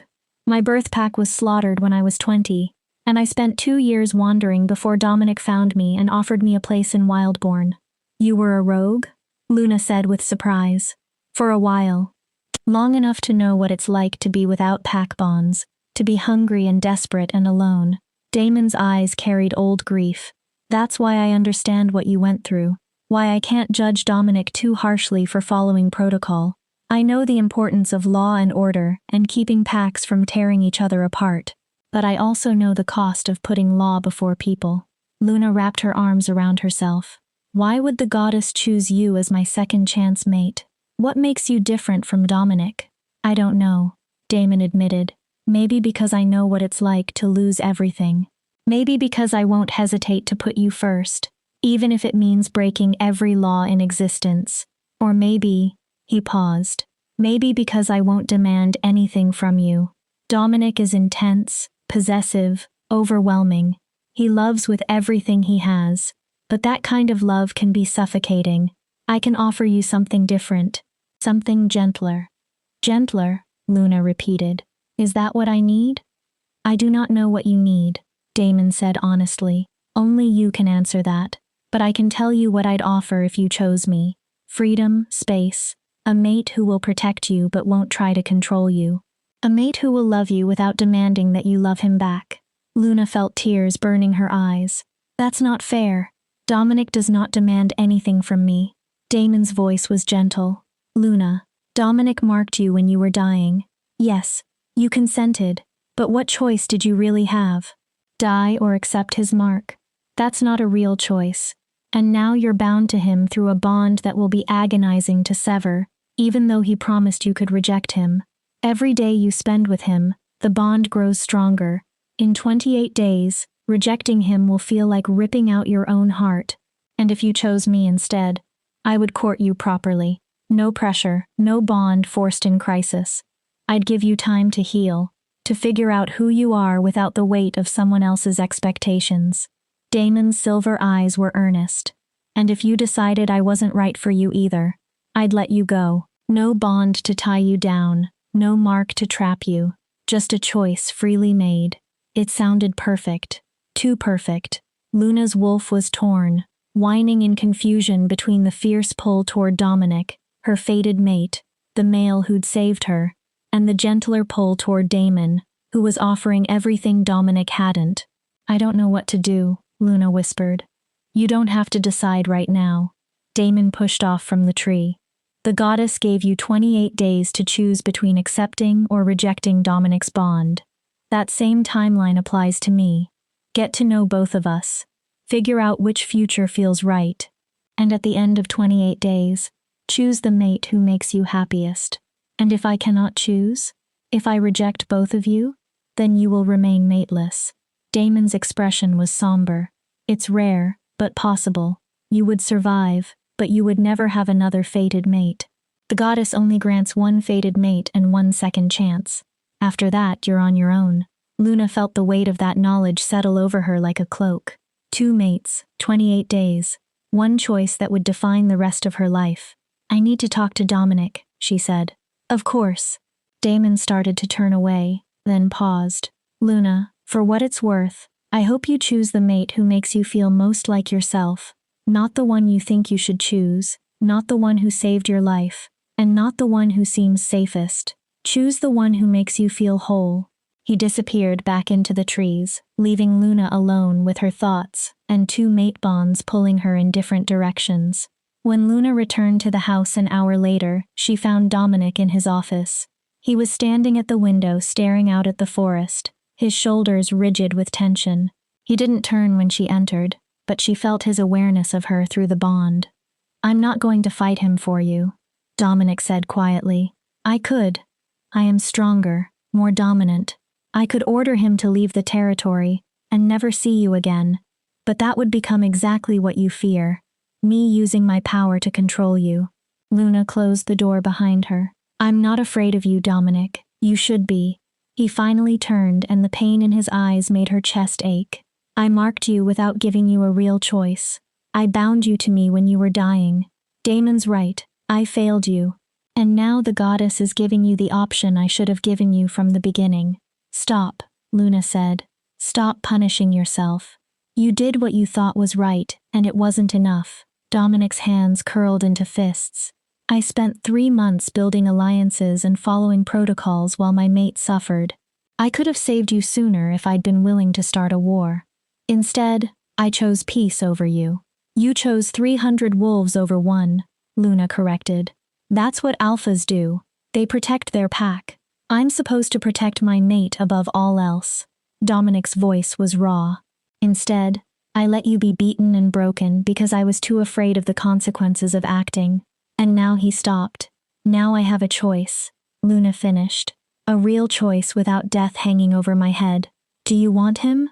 Dominic's question was barely above a whisper. Do you want Damon? Luna's throat tightened. I don't know. I barely know him. But Dominic, I barely know you either. We've been bonded for 3 days. 3 days. And I'm supposed to decide if I want to spend the rest of my life with you. Then get to know us both. Dominic's jaw clenched.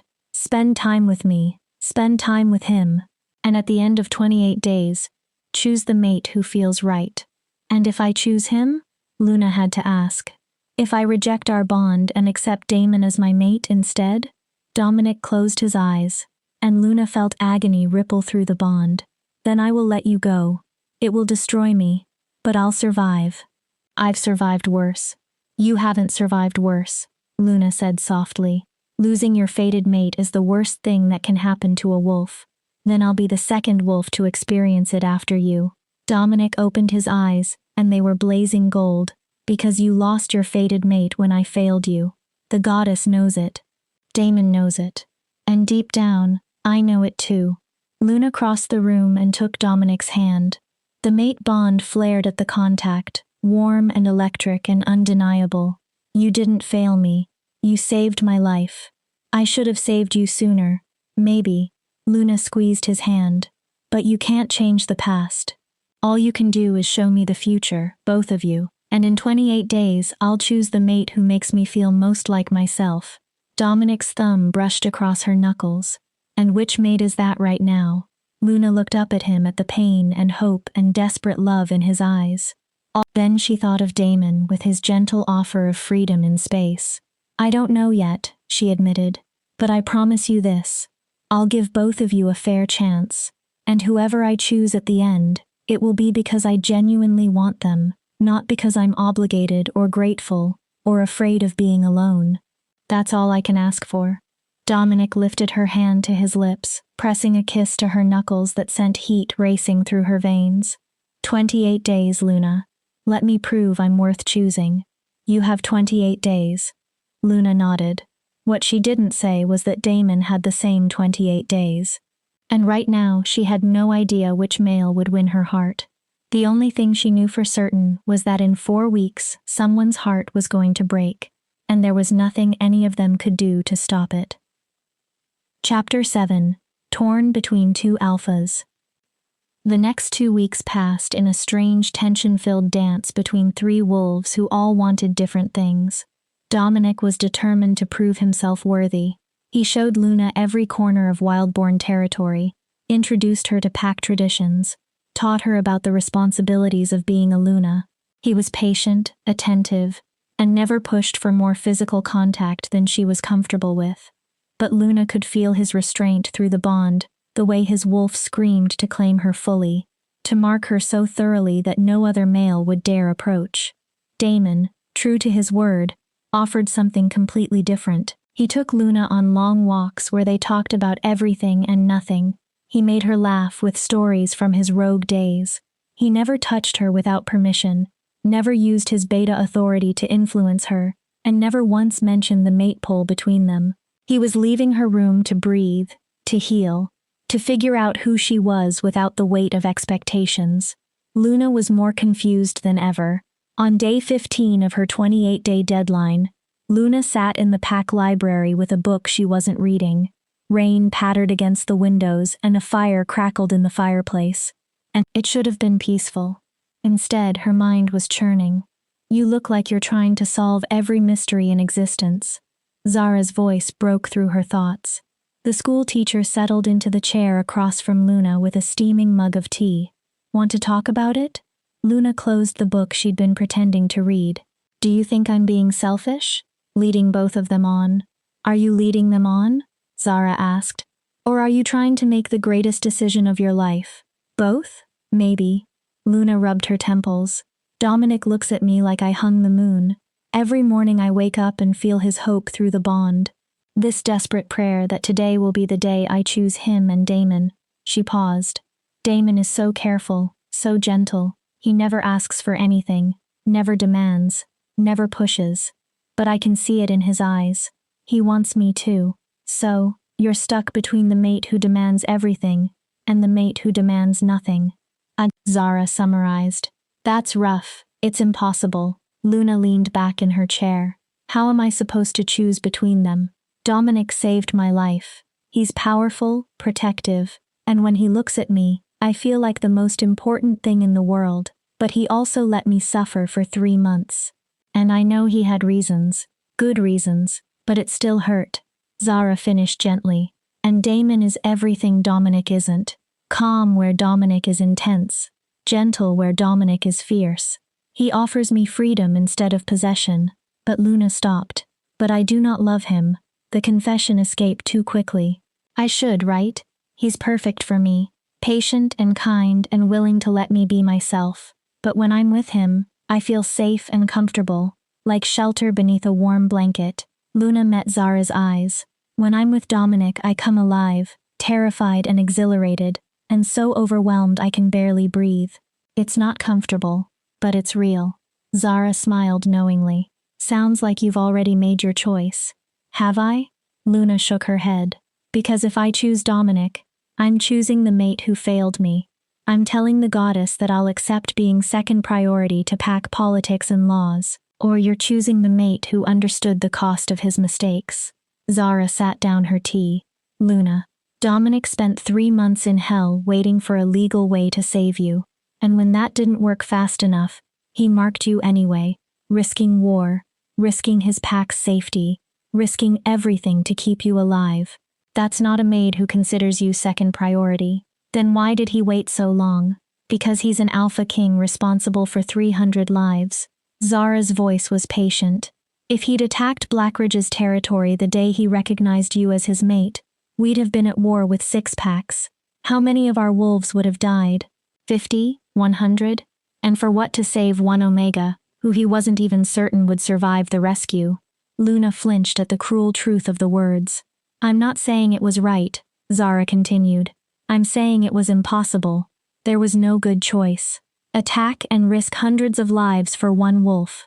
Wait and watch the one wolf suffer. Dominic chose the option that protected the most wolves. That's what alphas do. But the moment you were dumped at the border, making you legally unclaimed, he claimed you. No hesitation. No waiting for approval. He claimed his mate and dealt with the political consequences later. You think I should choose him? Luna said. I think you should choose whoever makes you happy. Zara stood, picking up her tea. But Luna, Damon is my friend. I care about him, and I can tell you he's not in love with you. Luna's head snapped up. What? He cares about you, respects you, would protect you with his life. But love? Zara shook her head. Damon lost his fated mate when his birth pack was slaughtered. Her name was Celeste. He watched her die, and I don't think he's ever really recovered from that. The goddess offering him a second chance mate with you is mercy, but it's not the same as fated love. Then why would he want to be my mate? Because he's lonely. Because he wants a chance to heal. Because having a mate, any mate, is better than being alone. Zara's expression was sympathetic. But Luna, if you choose Damon, you'll be choosing a mate who sees you as a second chance, not as his first choice. Is that really what you want? Luna didn't have an answer. Zara left her alone with her thoughts and the sound of rain against glass. That evening, Luna found Dominic in the training yard behind the main house. He was in wolf form, sparring with 3 other wolves who were trying and failing to land a hit. His black fur gleamed in the fading light, his movements fluid and deadly. Luna watched from the edge of the yard as Dominic took down all 3 opponents with brutal efficiency. When the last wolf submitted, belly up in the mud, Dominic shifted back to human form, naked and breathing hard, covered in mud and rain. He looked like some kind of ancient warrior god. Their eyes met across the yard, and Luna felt the mate bond surge with heat. Dominic grabbed a towel. Someone tossed him and wrapped it around his waist, then walked toward her. Hey, I didn't know you were watching. I just got here. Luna tried not to stare at his bare chest, at the way muscles moved under bronze skin. You're good at fighting. 15 years as Alpha King. Dominic's smile was crooked. If I wasn't good at fighting, someone would have killed me by now. Has anyone tried? Luna found herself asking 3 times. 2 were proper challenges following pack law. I won both. The third was an assassination attempt by a rival pack. That one got messy. Dominic's expression darkened. I don't like killing, but I'll do it to protect my pack. Would you kill for me? The question came out before Luna could stop it. Dominic's eyes flashed gold. Without hesitation and without regret. Anyone who tries to hurt you will die. That's not a threat, Luna. It's a promise. The intensity in his voice sent a chill along Luna's spine. This was the difference between Dominic and Damon. Dominic's love was fierce, possessive, overwhelming. He didn't offer gentle comfort. He offered absolute protection, complete devotion, and a love so intense it was almost frightening. I talked to Zara today, Luna said. She told me about Damon, about Celeste. Dominic's jaw tightened. What about her? That she was his fated mate. That she died when his pack was slaughtered. Luna moved closer. Why didn't you tell me? Because it's Damon's story to tell, not mine. Dominic ran a hand through his wet hair. But yes, Celeste was his fated mate. And yes, losing her broke something in him. He's been my beta for 10 years. And in all that time, I've never seen him look at another female the way he looked at her. Including me, Luna said quietly. Including you. Dominic's honesty was brutal. Damon cares about you, Luna. He'd be a good mate. Faithful, kind, steady. But he doesn't love you the way I do. He can't because part of his heart died with Celeste, and the goddess herself can't bring that back. Luna's throat felt tight. And you? You love me? We've known each other for 2 weeks. I've loved you since the moment I recognized you as my mate 6 months ago. Dominic's voice was raw. I watched you from the shadows and fell in love with your strength, your compassion, the way you helped other Omegas even when you had nothing yourself. I fell in love with the way you sang to yourself when you thought no one was listening, the way you talked to stray animals, the way you never stopped fighting even when fighting seemed pointless. He took a step closer and Luna's breath caught. I fell in love with you, Luna Stormborn, and I have spent every day since trying to be worthy of you. Dominic's hand lifted, hesitating inches from her face. Tell me to stop. Tell me you don't feel this too and I'll walk away. I'll give you to Damon with my blessing. But if there's any chance at all that you could love me back, then fight for us. Choose us. Choose me. Luna's hand covered his, pressing his palm against her cheek. The mate bond exploded with sensation, heat, and electricity, and a connection so deep it felt like their souls were touching. I'm terrified of you, Luna whispered. Of how much you make me feel. Of how completely you could destroy me if I let you in. I know. Dominic's thumb brushed across her cheekbone. And I'm terrified of losing you, of watching you choose Damon because I don't deserve you. But Luna, I will spend the rest of my life earning your trust, proving that I won't fail you again, showing you that my love isn't a cage, it's a choice I make every single day. What if I'm not strong enough for this? Luna's eyes burned with unshed tears. What if I choose you and then break? What if the intensity of your love drowns me? Then I'll pull you back to the surface. Dominic's voice was fierce. Every single time. Because you're not weak, Luna. You're the strongest wolf I've ever known. And together, he paused. Together, we could be unstoppable. Luna stood on her tiptoes and pressed her lips to his. The kiss was gentle at first, tentative. But then Dominic's control shattered. His arms wrapped around her, pulling her against his chest, and the kiss deepened into something desperate and consuming. The mate bond sang between them, golden and bright and absolutely right. When they finally pulled apart, both breathing hard, Dominic rested his forehead against hers. Was that a choice? That was me being terrified and doing it anyway, Luna said. I still have 13 days left. I'm not ready to make a final decision. I can work with that. Dominic's smile was the first genuinely happy expression she'd seen on his face since Damon had appeared. 13 days to convince you that you belong with me. And what if Damon convinces me otherwise? Then he's a better male than I gave him credit for. Dominic's arms tightened around her. But Luna, I'm not giving you up without a fight. Not to him, not to anyone, not even to your own fear. Luna buried her face in Dominic's chest, feeling his heart racing against her cheek. 13 days. She had 13 days to decide between safe comfort and terrifying intensity, between a mate who offered freedom and a mate who offered everything. Her wolf had no doubts. This one, she said simply, this is our mate. This is home. But Luna had learned the hard way that feelings were not always trustworthy, because sometimes your heart wanted things that would destroy you. She just had to figure out if Dominic Steelheart was her salvation or her destruction, and she had less than 2 weeks to decide. Chapter 8. Fighting for Freedom. Day 23 of Luna's deadline arrived with unexpected chaos. Luna was in the pack library again, trying to focus on a book about pack law that Dominic had recommended. When Garrett burst through the doors, the massive head of security looked grim. "Luna, we have a situation. Dominic needs you at the eastern border." Now Luna was on her feet immediately. "What kind of situation?" "Kane Blackridge.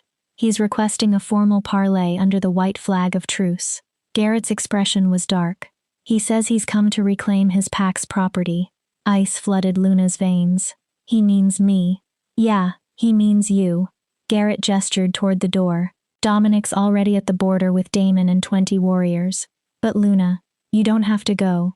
We can handle this without you." "No." Luna's wolf surged forward, lending her strength. "I'm not hiding.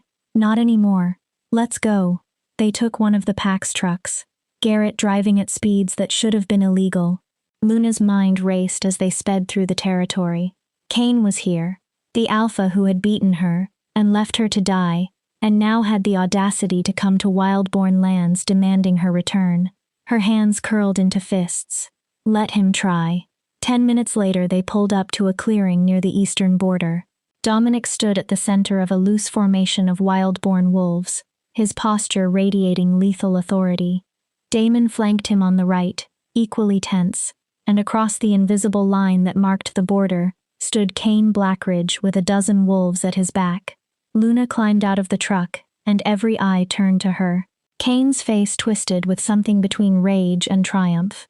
"There she is," Kane called out. "My pack's Omega, Luna. It's time to come home." "I don't have a home in your pack," Luna said, her voice carrying clearly across the clearing. "You made that clear when you beat me nearly to death and dumped me in the forest." A disciplinary action that got out of hand. Kane's tone was almost conversational, like he was discussing the weather. "You embarrassed me in front of the Territorial Council," I responded harshly. "But you're still a member of Blackridge Pack, and pack law states that only your alpha can release you from your bonds." "She's marked by an alpha king." Dominic's voice was deadly quiet. "That supersedes any pack bond she had with you." "Does it?" Kane smiled. "Because according to the very laws you love so much, Steelheart, a wolf can't be claimed by another alpha without permission from their current alpha. And I never gave permission." Luna felt Dominic's fury spike through their bond. Kane was right. Technically, legally right. Pack law was clear. You couldn't claim another alpha's pack member without permission. The only exception was if the wolf was unclaimed or officially released. "You dumped her at the border," Damon said, his voice cold. "That's abandonment. It nullifies any pack bond. I left her on my side of the border." Kane gestured to a marker stone about 30 feet behind where Luna had been found. Technically, she was still on Blackridge territory when Steelheart marked her, which makes his claim illegal. The words hung in the air like a death sentence. Luna watched Dominic's face, saw the moment he realized Kane had trapped them in their own laws. "So, here's how this is going to work," Kane continued, his confidence growing. "Luna returns to Blackridge Pack. Steelheart's mark is nullified by the Territorial Council, and in exchange for not pressing charges against Wildborn for territorial violation, I'll consider the matter settled." "No." The word came from Luna, sharp and absolute. "I'm not going anywhere with you." Kane's smile widened. "You don't have a choice, Omega. You're my pack's property until I release you, and I'm not releasing you. Then I challenge you." Luna heard herself say, "For my freedom, single combat, to submission or death." Shocked murmurs swept through the clearing. Kane laughed outright. "You challenge me? You're an Omega. You have no rank and no power. I'm an Alpha-class wolf," Luna interrupted, releasing her power into the air. The air around her shimmered with golden force, and several of Kane's wolves took involuntary steps backward. "The mate bond restored my true rank. I haven't shifted yet, but I can feel it. I'm strong enough to fight you." Kane's laughter died. He studied Luna with new eyes, seeing the power that now radiated from her. "Even if you are Alpha class, You are untrained. You would lose. Maybe. Luna stepped forward, crossing the unseen border. But pack law states that any wolf can challenge their alpha for release from pack bonds. You taught me that yourself. It's how you handle wolves who want to leave. So I'm invoking that right. Fight me, Kane. Win and I'll return to your pack without complaint. Lose and you release me and every other wolf who wants to leave your toxic pack. Dominic grabbed her arm. Luna! No, you can't. Yes, I can. Luna met his eyes. This is my fight, Dominic. You can't save me from this. I have to save myself. She saw the moment Dominic understood, saw him realize that she needed this, needed to face Kane on her own terms to prove to herself and everyone watching that she wasn't a victim anymore. At least let me, Dominic began. No. Luna's voice was firm. You stand down. This is between me and Kane. Through their bond, she felt Dominic's anguish. His wolf was howling to interfere, to protect, to kill Kane Blackridge where he stood. But slowly, painfully, Dominic released her arm and stepped back. Damon, Dominic said quietly, if Kane kills her, I want you to stop me from starting a war. Dominic, Damon began. That's an order. Dominic's voice was absolutely empty. Because if she dies, I won't be thinking rationally. I'll want to slaughter every wolf in Blackridge pack. You'll need to stop me. Damon's expression was grim. Understood. Luna turned back to Kane. Do you accept my challenge? Kane studied her, clearly calculating. He was a dominant alpha with years of training and combat experience. Luna was a newly restored alpha who'd never fought anyone in her life. On paper, it should have been an easy victory. I accept, Kane said. But when I win, you are coming back. And I'm going to make sure you never embarrass me again. When you lose, Luna countered, you're going to release every Omega in your pack who wants to leave, and you're going to submit a formal apology to the Territorial Council for your abuses. Deal. Kane was already stripping off his shirt, preparing to shift. Let us get this over with. Luna closed her eyes and reached for her wolf. For 3 years, her wolf had been weak, submissive, barely present. But now, restored by the mate bond with an alpha king, her wolf was strong and fierce and ready. Ready? Luna asked. Born ready, her wolf growled. Let's show him what happens when you break an alpha. Luna's shift was smooth, almost effortless. Her bones reformed, her muscles restructured, and golden fur erupted across her skin. When the transformation completed, Luna stood on 4 legs for the first time in 3 years. She was magnificent. Not as large as Dominic. No female wolf could match an alpha king's size, but bigger than Kane. Her fur was the color of honey and sunlight. Her eyes glowed bright gold with power. The wolves watching gasped. Holy! Finn breathed from somewhere in the crowd. She is gorgeous. Kane shifted too, his brown wolf snarling with dominance. He was experienced, vicious, and had no intention of showing mercy. Good. Luna didn't want mercy. She wanted justice. They circled each other, and Luna's wolf assessed her opponent with predatory focus. Kane was bigger than her, with more muscle mass and a lower center of gravity. He'd rely on brute strength to overpower her. But Luna had spent 3 years learning to survive by being faster, smarter, more desperate than her opponents. Kane lunged first. Luna dodged, her smaller size making her more agile. His jaws snapped closed on empty air, and Luna darted in to rake her claws across his flank. First blood belonged to Luna. Kane roared and spun faster than Luna expected. His paw caught her shoulder, sending her tumbling. She rolled and came up snarling, already moving before Kane could follow up. They clashed again, and this time Kane managed to sink his teeth into her hind leg. Pain exploded through Luna's consciousness, but her wolf used it as fuel. She twisted in his grip and bit down on his ear, tearing. Kane released her with a yelp. Blood streamed from his torn ear, and his eyes blazed with rage. You are faster than I expected. Kane's voice came through the pack link, clear to every shifter. But speed won't save you. I'm going to break every bone in your body just like I did before. You are welcome to try, Luna shot back.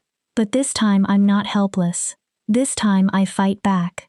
They crashed together again. A blur of fur and fangs and fury.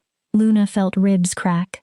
Hers or his, she could not tell. She tasted blood, definitely hers, but she did not stop. For every blow Cain landed, she answered with one of her own. The wolves watching were silent, transfixed by the brutal fight playing out before them. She's going to lose, Garrett muttered. She's strong, but Cain has too much experience. Don't count her out yet, Thomas replied. Look at her eyes. That's not a wolf fighting merely to survive. That's a wolf fighting for victory. Cain managed to pin Luna, his superior weight holding her down. His jaws closed around her throat, not hard enough to kill, but enough to force submission. Yield, he growled. Luna's vision was darkening. She could feel consciousness slipping away. In a few more seconds she'd pass out, and Cain would win by default. Through the haze, she heard Dominic's voice, broken and desperate. Please, Luna. Please yield. I can't watch you die. Something in his voice snapped Luna's wolf into sharp focus. Our mate needs us. Our pack needs us. We don't get to quit. With the final strength left in her body, Luna activated a technique Dominic had shown her during training, something he'd called the Omega's last resort. She went completely limp, making Cain think she was submitting. His grip on her throat loosened just slightly. That was all Luna needed. She exploded upward, her hind legs catching Cain in the soft belly and launching him over her head. He crashed to the ground hard, and Luna was on him before he could recover. Her jaws clamped around his throat, the killing position. The clearing fell utterly silent. Luna held Cain down, her teeth pressing just hard enough to break skin. She could kill him. One bite, one shake of her head, and Cain Blackridge would be dead. Do it, her wolf urged. He deserves death. He beat us. He left us to die. He's hurt countless others. End him. But Luna thought about all the wolves in Cain's pack. Thought about the Omegas who'd whispered words of comfort when no one else would. Thought about the younger wolves who were just following their alpha's lead, not knowing any better. If she killed Cain, who would lead them? What would happen to Blackridge pack? Slowly, deliberately, Luna released her grip on Cain's throat. She stepped back, shifted to human form, and stood naked and bleeding in the center of the clearing. I win. Her voice carried to every wolf present. Her voice carrying to every wolf present. By right, I could kill you. But I am not you, Cain. I don't murder wolves just because I can. She looked directly into his eyes. You will release me from Blackridge pack bonds. You will release any other wolf who requests release. And you will reform your pack's treatment of Omegas. Or, I swear on the moon goddess, I will bring formal charges to the Territorial Council that even your political allies can't ignore. Cain, still in wolf form, stared up at her with hatred and humiliation burning in his eyes. But he nodded once, acknowledging his submission. Luna turned to find Dominic standing at the edge of the clearing, his expression stunned. She walked toward him, aware of every eye watching her, and stopped directly in front of him. I chose myself, she said quietly. I had to prove I could save myself before I could choose you. Dominic's hands came up to frame her face, heedless of the blood and dirt covering her. You were incredible. I was terrified, Luna admitted. Courage is not the absence of fear. It is acting despite fear. Dominic pulled her into his arms, and Luna felt the mate bond pulse with his relief, his pride, his overwhelming love. You're the strongest wolf I've ever known. Around them, wild-born wolves erupted into howls of approval and celebration. Even some of Cain's wolves, those who'd been watching their alpha's abuses for years, looked relieved. Luna had won her freedom, not because a mate protected her, but through her own strength and courage. And in doing so, she'd finally answered the question that had followed her for 23 days. She looked up at Dominic, then over at Damon, who stood at the edge of the crowd with a small, knowing smile. I have made my choice, Luna said. Chapter 9. The Final Decision. Luna stood in the clearing, naked and bleeding, surrounded by wolves from 2 packs who were all waiting to hear her decision. But first, she needed medical attention. Sage appeared at her elbow with a blanket and a medical kit. You're bleeding from at least 6 different places. Let's get you patched up before you make any life-altering declarations.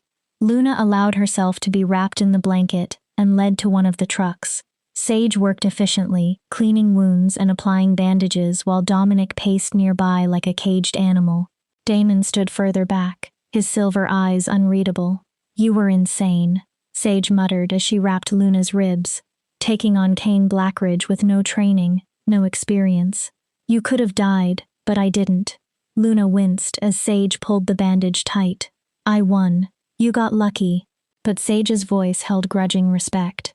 That move at the end, the false submission, that was smart. Where'd you learn it? Dominic showed me during training. He called it the Omega's last resort. Sage's eyes flicked to Dominic, who'd stopped pacing to listen. You taught her that? I taught her every ruthless trick I know, Dominic said. Just in case. In case of what? You didn't know she'd challenge Kane. No, Dominic's expression was intense. But I knew she'd eventually need to defend herself. I wasn't going to let her be helpless ever again. Sage finished bandaging Luna and stepped back. You're going to be sore for days, but everything will heal. Try not to pick any more fights with dominant alphas for at least a week. I'll do my best. Luna stood slowly, testing her injuries. Everything hurt, but nothing was critical. She turned to face the assembled wolves. Kane had shifted back to human form and was pulling on his clothes, his expression murderous, but defeated. His wolves watched Luna with a mix of respect and weariness. Kane Blackridge.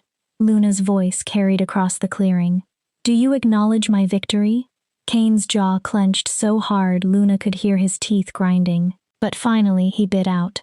I acknowledge it. Then, by pack law, you release me from all Blackridge pack bonds. You are released. The words sounded like they were being torn from his throat.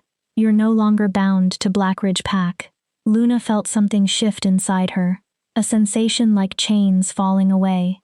The pack bond she'd carried for 3 years, weak and strained as it had been, severed completely. For a moment she felt adrift and untethered, and her wolf whimpered at the loss. Then Dominic's hand found hers, and the mate bond flared to life, warm and strong and anchoring. Not a chain, a choice. You will also release any other wolf who requests release from your pack, Luna continued. You will also submit a formal statement to the Territorial Council, acknowledging your abuses and outlining reforms to protect lower-ranked wolves. That is not what we agreed, Kane began. That is exactly what we agreed to. Luna cut him off. I said if I won, you'd release me and any wolf who wants to leave, and you'd reform treatment of Omegas. The council statement ensures you actually follow through, instead of returning to business as usual the moment I'm gone. Kane looked like he wanted to argue, but Garrett stepped forward with his phone out. I recorded the entire challenge, including the terms. It is all on video. I recorded it too, Thomas added, holding up his own phone. And me, Finn called from the crowd. Kane realized he was trapped. Every word, every term, and every agreement had been recorded. If Kane tried to withdraw now, Luna could take the evidence to the council and destroy him. Fine, he spat. I'll submit the statement. Good. Luna turned to Kane's wolves. Any wolf who wants to leave Blackridge Pack is welcome to request sanctuary in Wildbourne. We will accept you without question. Several of Kane's wolves exchanged glances.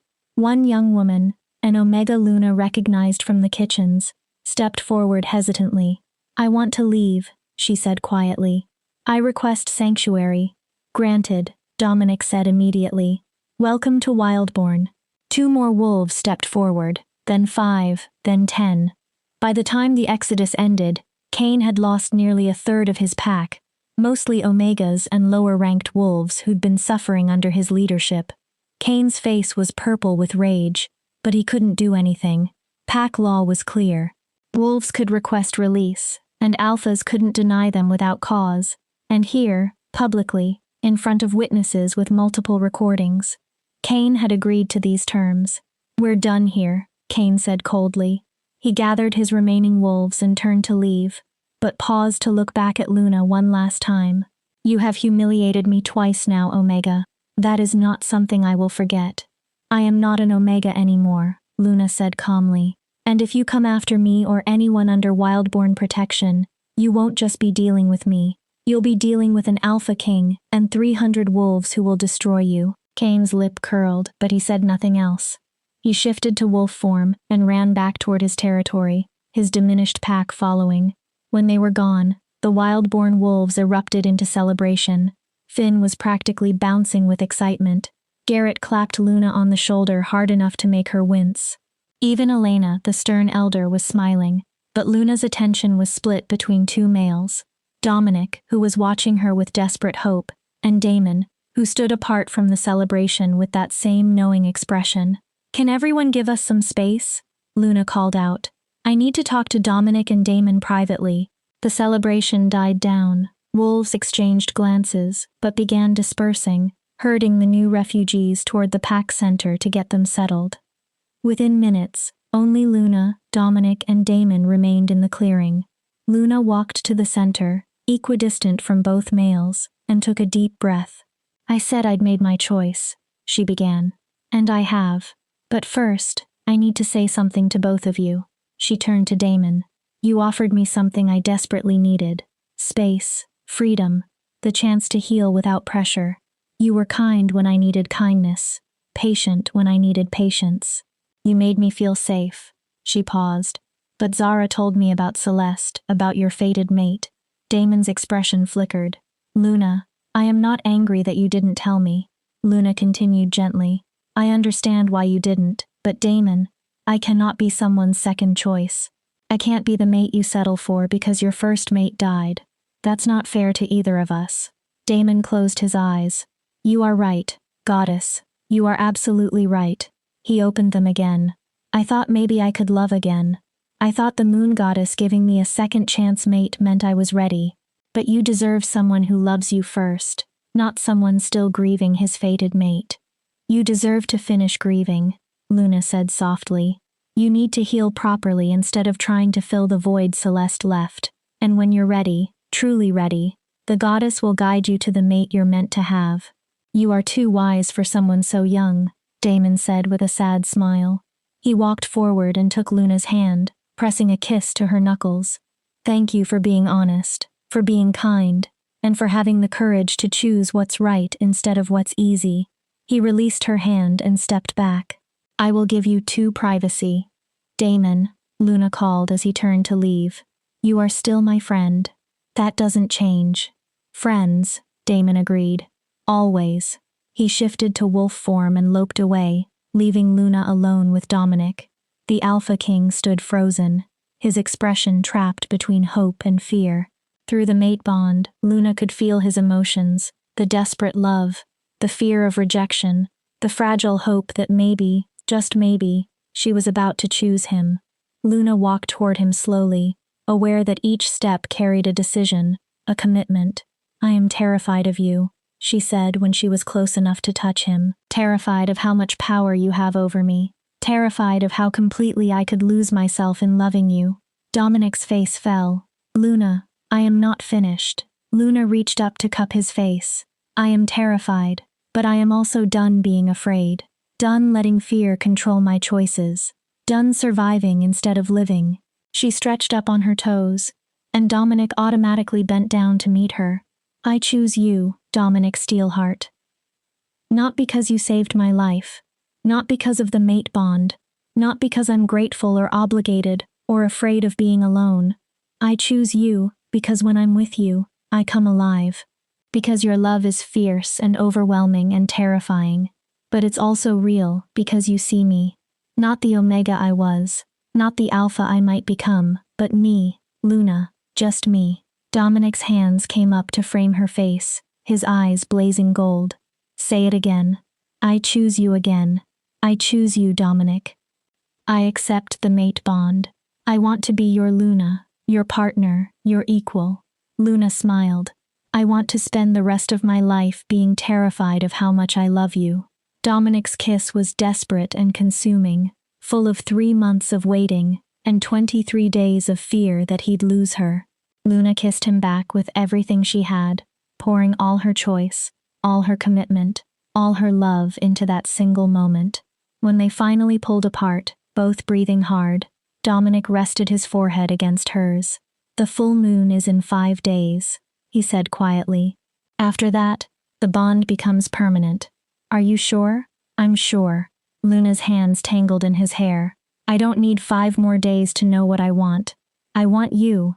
I want this. I want us. Then let us make it official. Dominic pulled back slightly. Right here, right now, in front of the goddess and any wolves who care to witness, I claim you, Luna Stormborn, as my mate, my Luna, my everything. His eyes flashed gold, and he leaned down to the mating mark on her neck, the one he'd placed 23 days ago when she was dying. His canines elongated, and he bit down in the exact same spot, reinforcing the mark.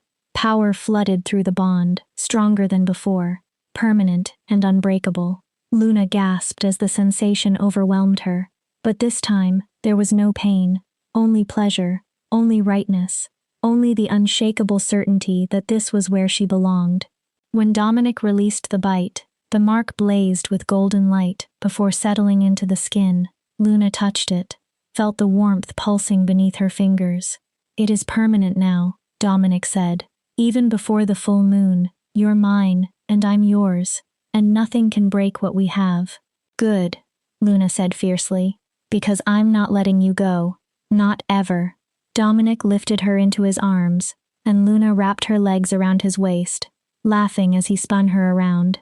My Luna, he said, wonder in his voice. My mate. Mine. Yours, Luna agreed. And you're mine always. From the tree line, wolves began to emerge. Pack members who'd been giving them privacy, but couldn't resist witnessing the final claiming. Meredith was weeping with happiness. Finn was grinning like an idiot. Even Thomas looked pleased. Elena stepped forward, her voice carrying with formal authority. By the power vested in me as elder of Wildborn Pack, I recognize the mating of Alpha King Dominic Steelheart and Luna Stormborn.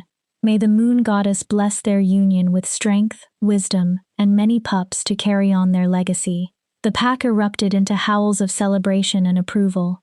Luna buried her face in Dominic's neck, overwhelmed by the acceptance, the love, the certainty that she finally belonged somewhere. Welcome home, Luna, Dominic whispered in her ear. Welcome home. And for the first time in 3 years, Luna felt like she actually was home. Chapter 10. 6 months later, Luna stood at the entrance of the newly constructed Omega Sanctuary, watching as the last details were being completed on the building. The structure was beautiful. 3 stories of warm wood and broad windows, designed to feel welcoming rather than institutional, a place where Omegas from abusive packs could find refuge, training, and a chance to discover their true strength. It's perfect, Zara said, coming to stand beside her. You should be proud. We should be proud, Luna corrected. This wasn't just my vision. Everyone contributed. It was true. The Omega Sanctuary had been an effort by the entire pack. Dominic had donated the land and funded the construction. Meredith had designed the interior to be both comfortable and functional. Garrett had installed the strongest security available. Sage had set up a medical wing specifically for treating trauma survivors. Zara had also developed a curriculum to help Omegas discover and strengthen their abilities. The sanctuary had been Luna's first major initiative as Luna of Wildborn Pack, and she'd given the sanctuary everything in her heart because she remembered what it felt like to be powerless, forgotten, treated as disposable, and she'd sworn that no wolf under her protection would ever feel that way again. How many residents do we have now? Luna asked. 43, Zara replied. Mostly from Blackridge Pack after Kane's required reforms proved superficial at best. But we've also taken in Omegas from 3 other packs who heard about the sanctuary and requested transfers. Luna smiled. 43 wolves who now had a chance at a better life. It wasn't enough. There were still hundreds of Omegas suffering in packs across the territories. But it was a start. Luna, a young voice called out. Haley, the 10-year-old who'd asked Luna about being an Omega 6 months ago, came running up.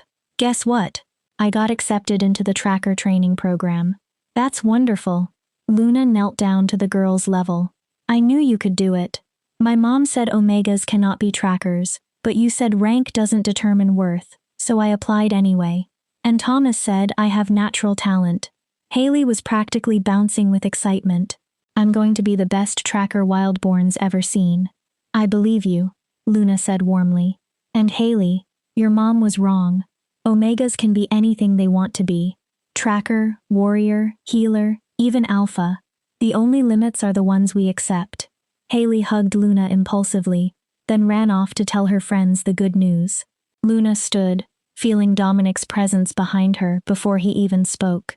You are good with the pups, he said, wrapping his arms around her waist and pulling her back against his chest. They adore you. They adore anyone who treats them with respect, Luna replied, leaning into his warmth. It is not that complicated. It is to most alphas. Dominic pressed a kiss to her mating mark, making her shiver. Most leaders rule through fear and dominance. You rule through compassion and strength. It is revolutionary.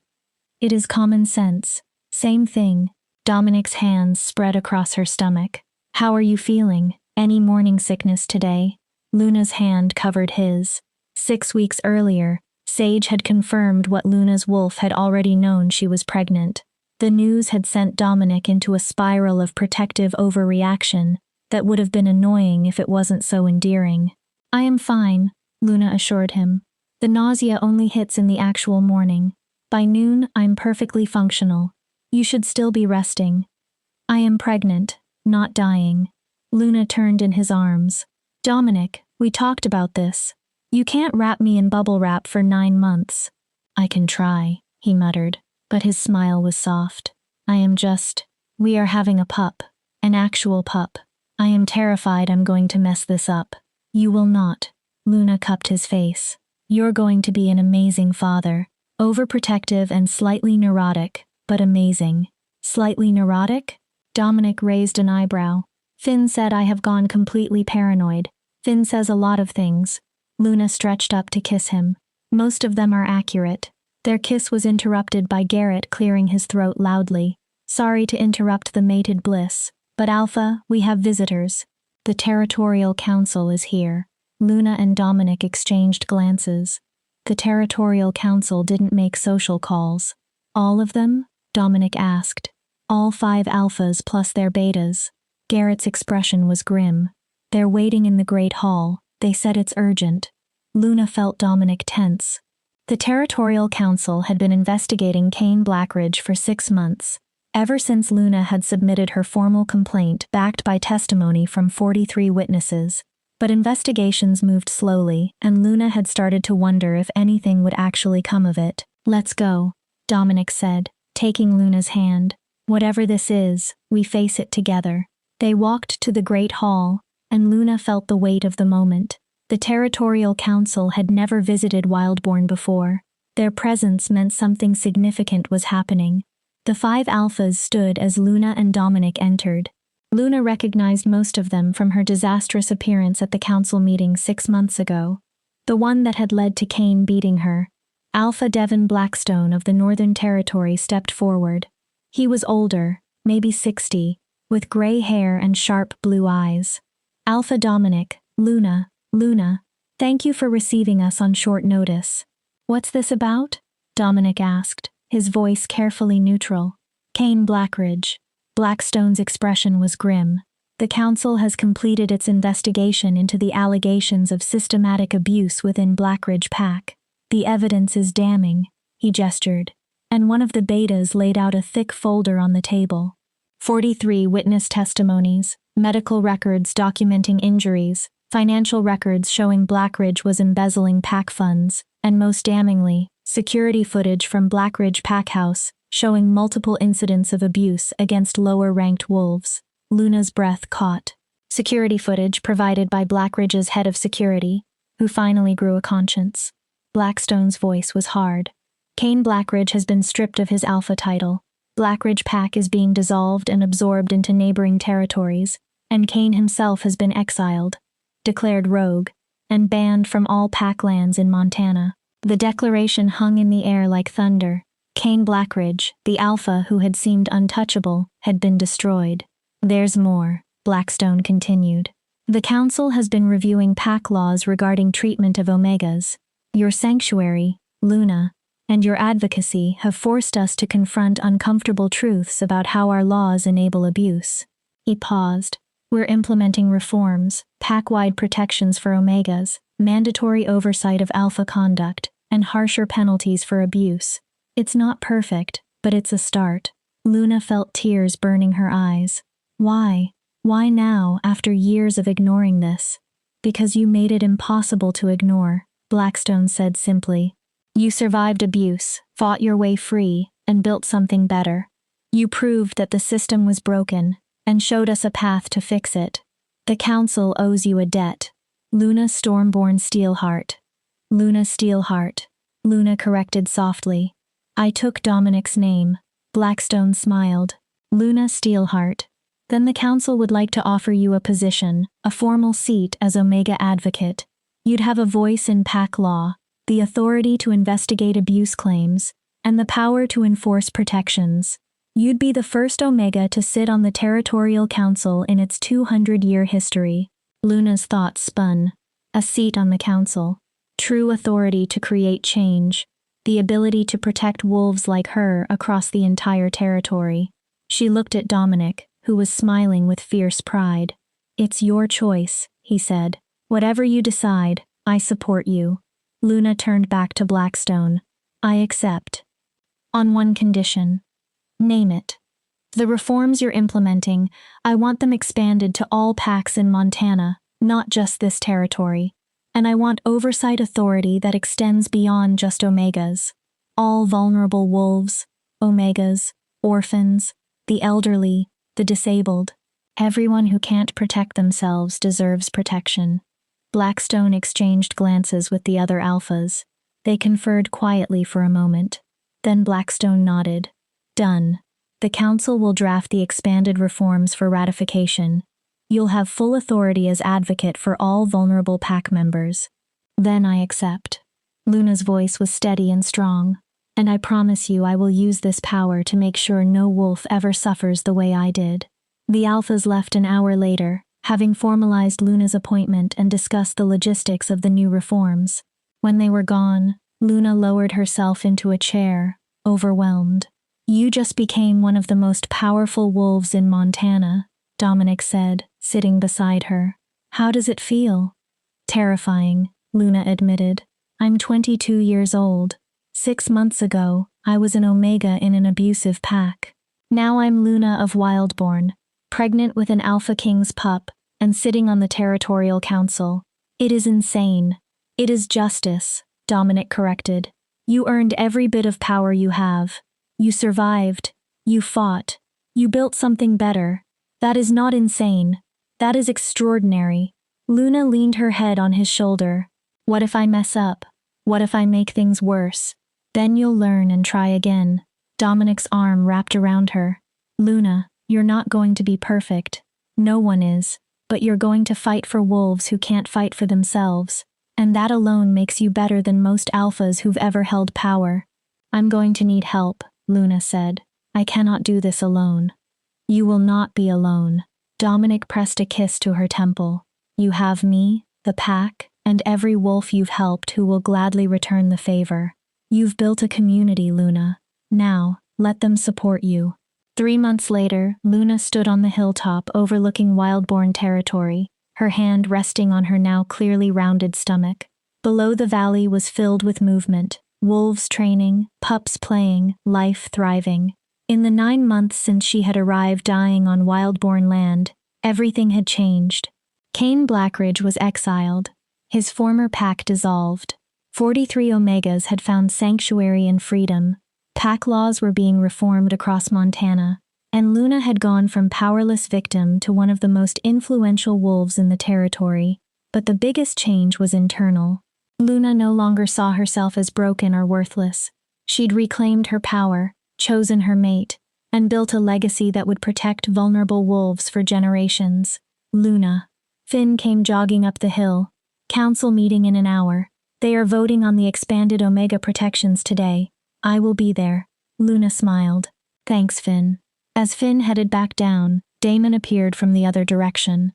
The silver-haired beta had kept his distance since Luna's choice, but they'd slowly rebuilt their friendship. "How are you feeling?" he asked, nodding to her stomach. "Like I'm carrying a wolf pup who's already training to be an alpha." Luna laughed. "This baby kicks constantly. Dominic is convinced we're having twins. Goddess, help us all if that's true." Damon's smile was genuine. "You will be a good mother, Luna. The pup's lucky to have you." "Thank you." Luna paused. "How are you?" "Really? Better." Damon looked out over the valley. "I am seeing a therapist working through my grief over Celeste.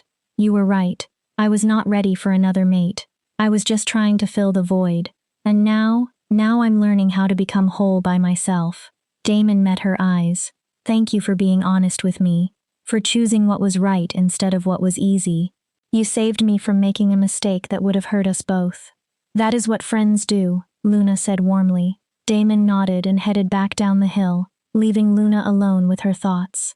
Dominic appeared behind her, wrapping his arms around her from behind, his hands resting on her stomach. "Our pup is restless today." "Your pup is restless every day." Luna leaned back against him. "What are we going to do with a baby that inherits your energy and my stubbornness? Love them unconditionally and pray for patience." Dominic's laugh rumbled through his chest. "Luna, do you ever regret choosing this life?" "Choosing me? Never," Luna said without hesitation. "Yes, it's overwhelming. Yes, I'm terrified half the time. Yes, I still have nightmares about Cain and wonder if I'm strong enough for all of this. But Dominic, I have never been happier. I am exactly where I am supposed to be." "Good," Dominic murmured against her ear. "Because I love you more than I thought possible, more than life itself." "I love you too." Luna turned in his arms. "Thank you for saving me." "You saved yourself," Dominic corrected. "I just gave you a reason to fight. Then thank you for being my reason." They stood on the hilltop as the sun set over Wildborn territory. Two wolves who'd found each other despite impossible odds. Below them, their pack thrived. A community built on strength, compassion, and the revolutionary idea that all wolves deserve dignity and protection. Luna's journey from broken Omega to powerful Luna was complete, but her work had only begun. There were still wolves suffering in abusive packs, still systems that needed changing, still battles to fight. But for now, in this moment, Luna let herself be happy without apology. She felt the life growing inside her, to be held by the mate she'd chosen, to look out over the territory she now protected, and know that she'd made a difference. The Omega who'd been left to die had become the Luna who saved hundreds. The powerless victim had become a voice for the voiceless, and the broken wolf had healed into something stronger than she'd ever imagined possible. Luna Steelheart touched the mating mark on her neck, the symbol of choice, of love, of a bond forged through fire, blood, and unwavering commitment. She'd been beaten, left for dead, offered a choice between two mates, and a future she couldn't predict. And she'd chosen strength, chosen love, chosen herself. That choice had changed everything. 2 years later, Luna watched from the sanctuary steps as her daughter Arya, 18 months old, with her father's black hair and her mother's gray eyes, toddled toward a group of Omega pups. The little girl had inherited Dominic's alpha power and Luna's compassionate heart, a combination that would make her formidable one day. "She's going to be a handful," Meredith said, settling beside Luna with tea. "She already is." Luna laughed. Last week, she tried to alpha command Dominic to give her cookies before dinner. It almost worked. The sanctuary behind them now housed 73 residents and had inspired 5 similar facilities across Montana. Cain Blackridge had never been seen again. Rumor claimed he had gone feral, unable to cope with losing his power. Luna did not waste energy thinking about him. She was too busy building the future. "Council meeting tomorrow?" Meredith asked. "Always." Luna smiled. "We are voting on expanding protections to neighboring territories. If it passes, everything we have built here will become the new standard for packs across 3 states. Look at you. Changing the world one law at a time." Luna stood, scooping up Arya as the toddler ran back to her. "Ready to go home, little wolf?" Arya giggled and buried her face in Luna's neck. Dominic appeared from the sanctuary, having just finished a security meeting, and the sight of him still made Luna's heart skip. "My girls," he said, gathering them both in his arms.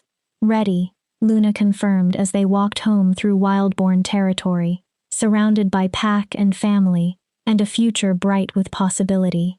Luna thought about the girl she'd been 2 years ago, beaten, broken, left to die in the frozen forest. That girl had survived, had fought, had chosen to live instead of giving up, and that choice had led to this: a mate who loved her fiercely, a daughter who would grow up knowing her worth, and a legacy built on protection that would outlive them all. They had beaten her, left her for dead, but they had not known 50 wolves were watching. They had not known she would survive, and they definitely had not known she would come back stronger, build something better, and change the world. Luna smiled, kissed her daughter's head, and walked home with her family. Some stories ended in tragedy, hers ended in triumph, and that made all the difference.